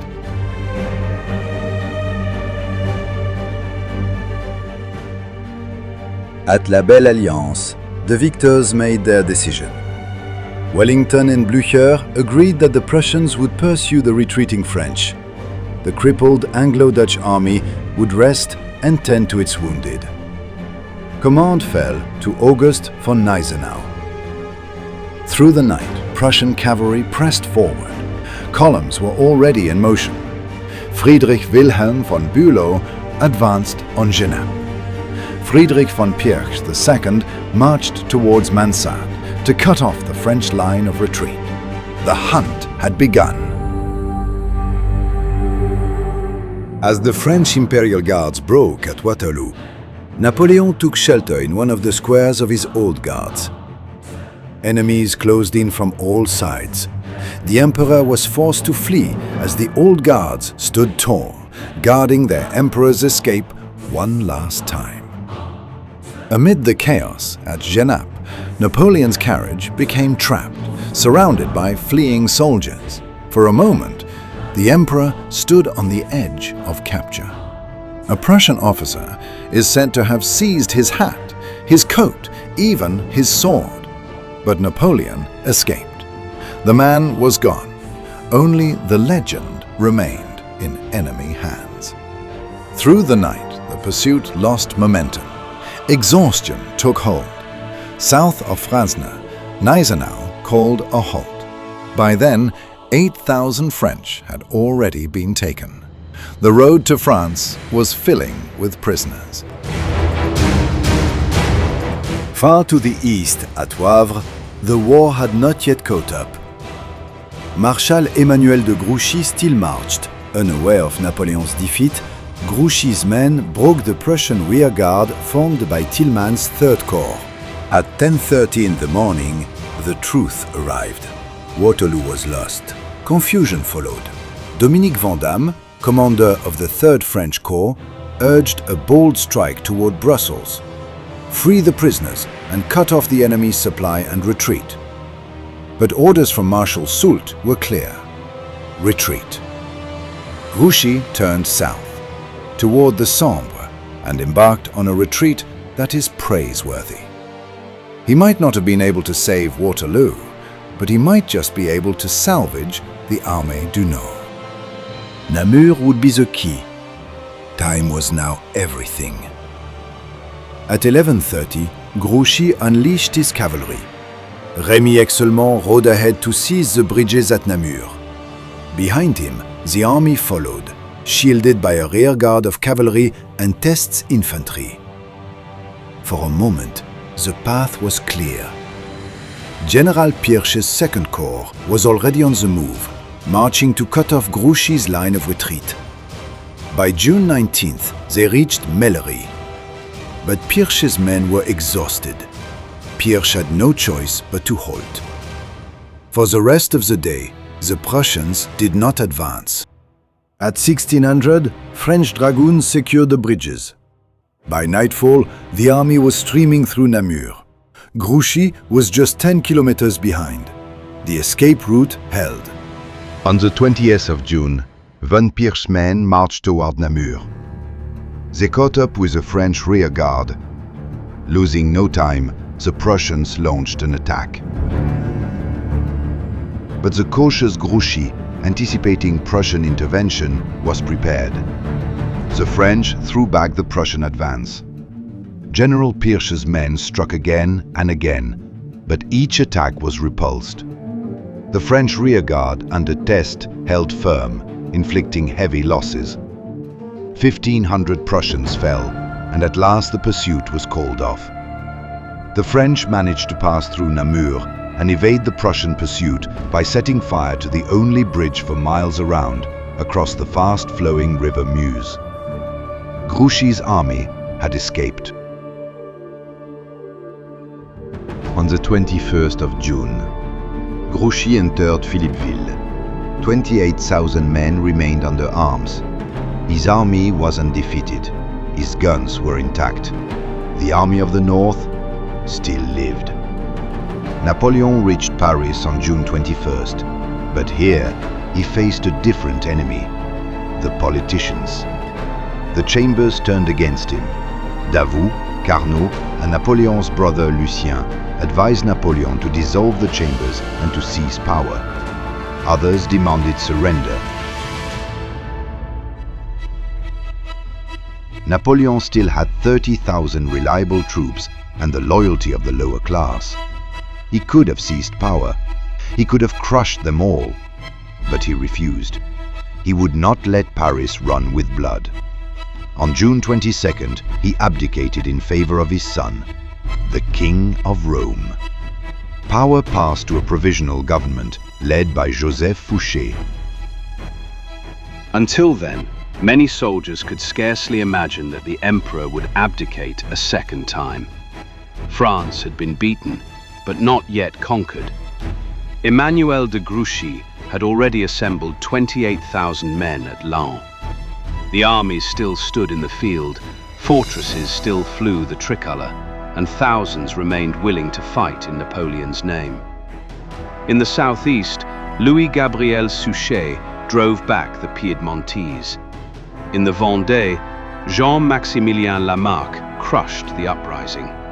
France could still fight, but the will to fight was breaking. News of Napoleon's abdication spread through the ranks, and with it, desertion. Then came the invasion. The Anglo-Dutch and Prussians from the north, Austrians from the east, and Italians and Piedmontese from the south. Thousands of Russians on the march. Karl Philipp, Prince of Schwarzenberg, crossed the Rhine with 210,000 men. Along the eastern frontier, fortresses came under siege. Even so, Jean Rapp struck back, defeating Württemberg's advance guard before withdrawing toward Strasbourg. The Battle of La Souffelle is itself a tale for another time. From the north, the Allies closed in. The British advanced through Péronne and Montdidier. just 2 days behind the Prussians. Various fragments of the Armée du Nord, along with Grouchy's column, slowed the advance of the Allies while beating a marching retreat. By June 29th, the Armée du Nord entered Paris. Yet even after Napoleon's abdication, the outcome of the campaign remained uncertain. On June 30th, Blücher attacked Paris and failed. He was repulsed, forced to maneuver south, searching for a weaker approach. But Louis-Nicolas Davout was waiting. He tracked every move. For a brief moment, France held the advantage. Davout had more men than either Allied army before him. Minor victories were still possible, which could have summed up to turn the tables. But it would not be taken. On July 1st, General Exelmann's cavalry struck the advancing Prussians at Rocquencourt. The French routed several enemy detachments and sending alarm through Allied headquarters. For a fleeting moment, the emperors of Russia and Austria and the King of Prussia found themselves dangerously close to the fighting. With utmost efforts, the coalition troops managed to contain the French, but the incident revealed a startling truth. The fate of post-Napoleonic Europe still hung by a thread. In spite of such heroic acts by the French troops, Marshal Davout, trapped in political intrigue, was forced to choose another path. As Minister of War, he had to act in the interest of the people of France. This time, not to fight, but to end it. For nearly 2 weeks after Napoleon's abdication, France was governed by Joseph Fouché's Executive Commission in the name of Napoleon II. Yet the Allied powers refused to recognize the young emperor. Faced with Allied occupation and political collapse, Fouché negotiated with the coalition and ultimately facilitated the return of Louis XVIII. On July 4th, an armistice was signed. The French army withdrew behind the Loire. Marshal Davout, with his cooperation with the Bourbons and the Allies, hoped to preserve the army. But under Allied pressure, the order came to disband the French army. The resistance faded. France was thus occupied and plundered. Louis XVIII re-entered Paris on the 8th of July 1815. Meanwhile, after his abdication, Napoleon withdrew to Malmaison, not as emperor, but as a prisoner of circumstance. Joseph Fouché now held power. Napoleon asked for a ship to sail to America to seek asylum. Fouché delayed. To him, Napoleon was no longer a ruler, but a bargaining chip. But time was running out for Napoleon. Napoleon very well knew that Blücher wanted him hanged. The British would never set him free. Still, Napoleon offered one last service: to take command as a general to the government, to drive back the invaders, and then leave France forever. Napoleon knew Davout's forces locally outnumbered the Allied columns. That would be the right moment to push. But Fouché refused. At that moment, Napoleon still possessed options. The army remained intact, Paris had not yet fallen, and Davout's forces stood ready to fight. A successful counterstroke, perhaps another campaign like that of 1814, might have bought time, divided the Allies, and reopened possibilities that seemed lost after Waterloo. But this time, he chose not to cast the dice. Napoleon left for Rochefort. Maybe he was too tired to gamble with destiny. On July 3rd, he arrived. A ship awaited him, but the escape did not. British warships sealed the harbor. Napoleon hoped to escape France aboard the frigates Salé and Medusa, and eventually reach the United States. Several French naval officers believed there was a narrow window in which a fast vessel might slip through the British blockade. Contrary winds repeatedly delayed departures from Rochefort. The unfavorable weather made it harder for French ships to leave port and evade British cruisers. Each day of delay allowed the British blockade to tighten. By the time conditions improved, the opportunity for a clean escape had largely disappeared. Friends and supporters proposed desperate alternatives: quiet departures, concealed voyages, one last bid for freedom. But Napoleon turned them down. After 20 years at the center of Europe's stage, he would not leave it as a fugitive. On July 10th, he opened negotiations with Admiral Maitland, the commander of the British squadron Rochefort. On July 14th to 15th, orders issued by Louis XVIII for Napoleon's arrest reached Rochefort. At sunrise, July 15th, 1815, Napoleon Bonaparte stepped aboard a British warship and surrendered. Not to a general, not to a nation, but to history. With the army gone, the emperor exiled, vengeance followed. The White Terror swept across France. Michel Ney executed. Guillaume Brune murdered by a mob. Joachim Murat, the former king of Naples, shot after his failed attempt to recapture his kingdom. Marshal Soult vanished. General Van Damme left for America. The empire did not end in one battle, but in silence, exile, and blood. Ahead lay Saint Helena, exile, and the final chapter of an extraordinary life. What happens when the most powerful man in Europe loses everything? For about 2 decades, one man had shaped the destiny of Europe. From a mere artillery officer to crowning himself the Emperor of the French, the saga of Napoleon Bonaparte is extraordinary. Only months earlier, Napoleon Bonaparte had commanded armies numbering in the hundreds of thousands. Kings trembled at his name. Empires rose and fell according to his decisions. But now he stood upon the deck of a British warship, staring into an endless ocean. The Battle of Waterloo had scattered his final hopes. France had abandoned him. Europe had united against him. And his enemies had reached a single conclusion: Napoleon could never be allowed to return a second time.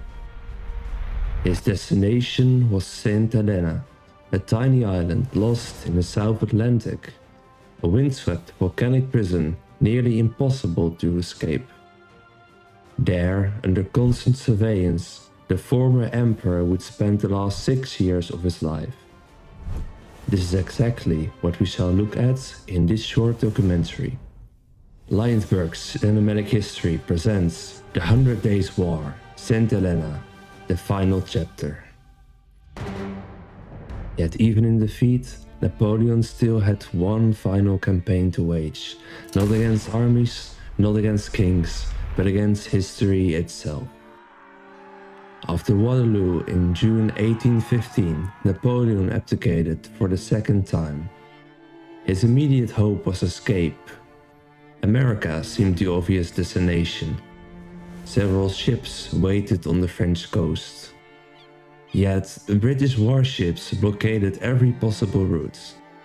As the net tightened around him, Napoleon faced an impossible choice: continue running or surrender. On the 15th of July 1815, he boarded HMS Elba and presented himself to Captain Frederick Maitland. Napoleon believed Britain might grant him asylum. He compared himself to the ancient Greek hero Themistocles, seeking refuge among former enemies. Instead, the British government made another decision. He would not be treated as a guest. He would be detained indefinitely. A prisoner of Europe. A prisoner whose very existence threatened the fragile peace established after 2 decades of total war. On 7th of August 1815, Napoleon was transferred to HMS Northumberland. His destination remained secret. As the ship moved southward through the Atlantic, rumors spread among the passengers. Some suspected an island prison. For more than 2 months, the Northumberland sailed south. As Europe disappeared beyond the horizon, Napoleon spent long hours on deck. Observers noted moments of melancholy, yet he also remained composed. Others imagined a remote British colony. Eventually, the truth emerged: St. Helena. Even Napoleon was stunned. The island occupied one of the most isolated positions on Earth. Towering cliffs guarded its coastline. Strong currents surrounded it. Escape was considered virtually impossible. The British had deliberately chosen a location where no rescue attempt could realistically succeed. Already he seemed to understand that his military career had ended. Another struggle now began. On the 15th of October 1815, St. Helena appeared through the mist. Dark volcanic cliffs rose abruptly from the ocean. The island looked more like a fortress than a colony. The following day, Napoleon landed. His small entourage accompanied him. Among them were Grand Marshal Bertrand, General Montholon, General Gourgaud, the valet Marchand, and Count Emmanuel de Lascasse. Together they formed a miniature imperial court in exile. Now, it is to be noted here that Count Emmanuel de Lascasse' Memorial of St. Helena is one of the most famous eyewitness accounts of Napoleon's exile. It is invaluable because Lascasse lived with Napoleon on St. Helena from October 1815 until November 1816 and recorded daily conversations, reflections, routines, political commentary, and personal memories. A significant part of this script is based on Lascasse's account. While preparations were made for Napoleon's permanent residence, the emperor in exile stayed at a small pavilion known as the Briars. There he developed an unexpected friendship with the Balcombe family. For a brief period, the atmosphere was almost pleasant. Young Betsy Balcombe treated the former conqueror with cheerful informality. Napoleon laughed, played games, and enjoyed one of the last genuinely happy episodes of his captivity. Yet this respite would not last. In December 1815, Napoleon moved into Longwood House. The choice had been made for one reason: surveillance. The building stood upon a high plateau where movement could easily be observed. Unfortunately, it was also one of the most unpleasant locations on the island. Wind swept constantly across the uplands. Fog drifted through the rooms. Humidity soaked the walls. The house itself was poorly constructed and frequently damp. Napoleon soon came to hate it. Visitors described leaking roofs, rotting wood, poor ventilation, and a persistent discomfort. The former ruler of Europe now occupied quarters resembling a neglected country house.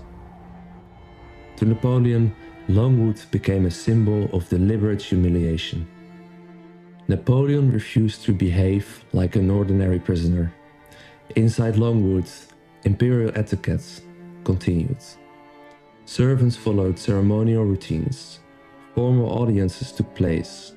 The household addressed him as emperor. Meals retained elaborate protocols. Titles remained in use. In his own mind, he had lost power, but not legitimacy. Lascasse observed that Napoleon constantly emphasized his distinction. He was no defeated adventurer. He was a sovereign unjustly detained by foreign powers. Every aspect of life became political, even the question of what name British officials used. Governor Hudson Lowe refused to acknowledge the imperial title.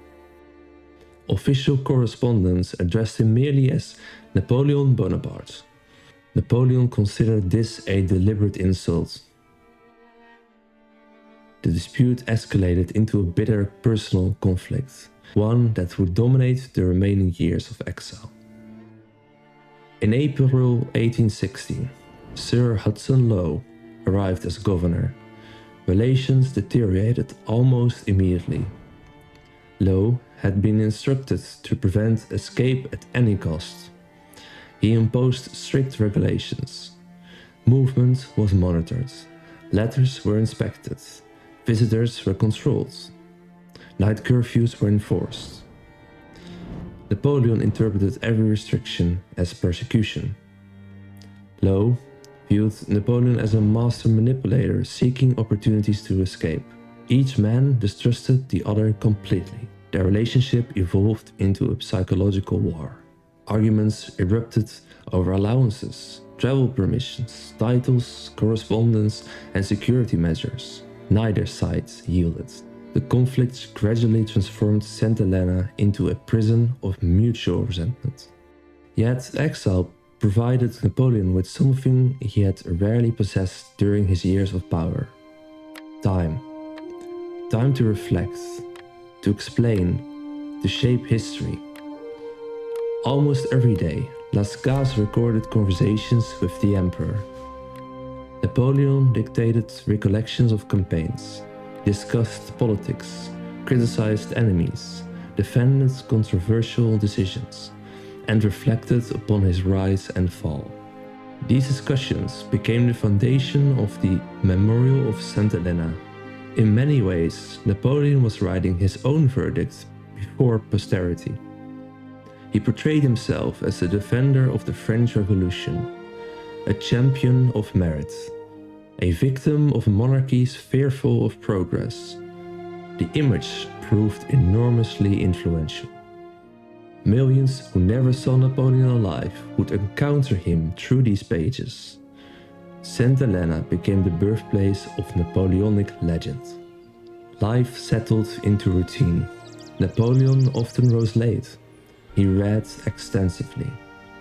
History remained a particular passion.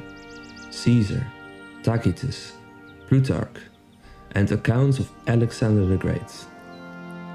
The emperor constantly compared his own career with those of antiquity. Hours were devoted to dictation.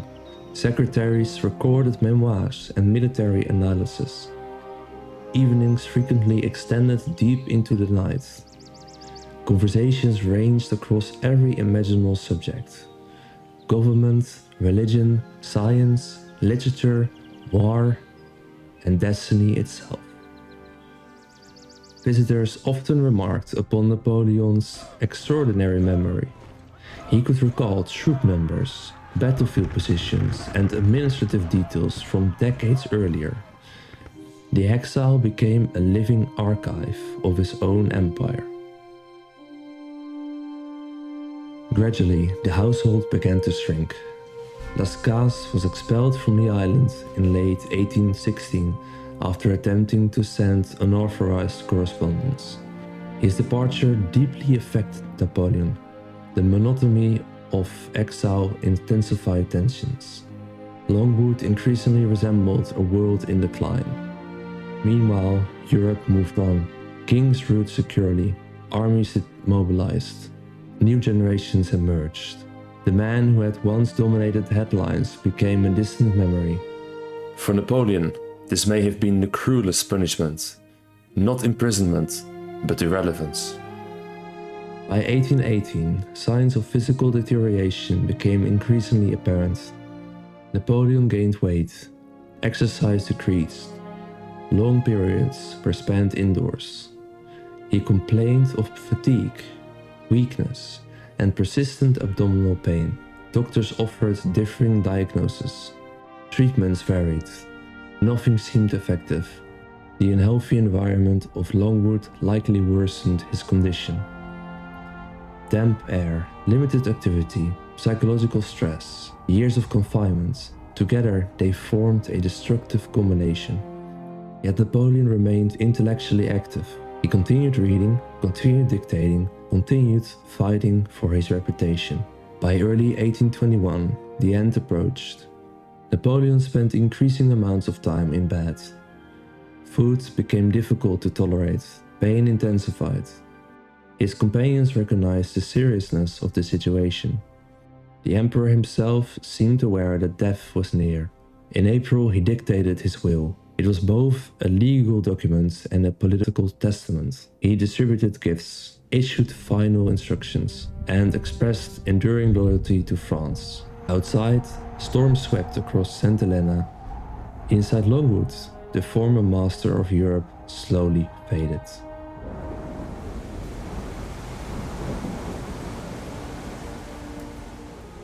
On the 5th of May 1821, after days of agony, Napoleon Bonaparte died. He was 51 years old. Witnesses recorded heavy rain striking the windows of Longwood. The exile was over. The man who had redrawn the map of Europe was gone. His final words remain disputed. Several versions survive. Among the most famous are references to France, the army, and Josephine. Whatever the exact phrase, his thoughts appeared fixed upon the world he had lost. Napoleon requested burial beside a spring in a quiet valley. On the 9th of May 1821, he was laid to rest. No imperial grandeur accompanied the ceremony. No triumphal arches, no salutes from victorious armies, only a grave upon a remote island in the South Atlantic. Even the inscription became controversial. Disputes over titles prevented agreement. The tomb remained largely anonymous. Yet pilgrims soon began arriving. The grave of the exile became a place of remembrance and eventually of legend. St. Helena achieved what Europe's monarchs intended. Napoleon never escaped. He never returned to power. He never again commanded an army. But in another sense, the monarchs failed. Because on St. Helena, Napoleon won his final campaign through memoirs, conversations, and carefully crafted regulations. He transformed defeat into myth. The prisoner became a martyr. The emperor became a legend. In 1840, nearly 20 years after his death, France brought his remains home. The former exile was carried in triumph through Paris. Thousands lined the streets. A man once condemned as Europe's greatest threat returned as one of France's greatest heroes. His remains were laid to rest beneath the golden dome of the Hôtel des Invalides in Paris. As the funeral procession passed, a few solitary figures emerged from the crowd. In threadbare uniforms and moth-eaten bearskins, the stupid old men would momentarily stand straight back. They presented arms with movements fluid as if the past of 25 years had fallen away, as the old guardsman, the immortal, salutes his emperor one last time. Few individuals have shaped the modern world as profoundly as Napoleon Bonaparte. Through administrative reform, merit-based government, legal equality before the law, and the spread of nationalist ideas, he helped lay foundations that continue to influence modern states across Europe and beyond. His vision of a Europe governed by common institutions foreshadowed later movements towards European integration, while the Napoleonic Civil Code became one of the most influential legal systems in history, establishing principles of property rights, secular law, and equality before the law that remain embedded in many countries today. Today, visitors to St. Helena can still walk the windswept grounds of Longwood House. They can stand in the rooms where Napoleon dictated his memories, and they can see the lonely landscapes that formed the backdrop to his final years. There, at the edge of the world, the age of Napoleon came to an end, but the legend of Napoleon began. We will bring more documentaries on Napoleonic history. Feel free to like, share, and subscribe. Thank you for watching, and have a great time.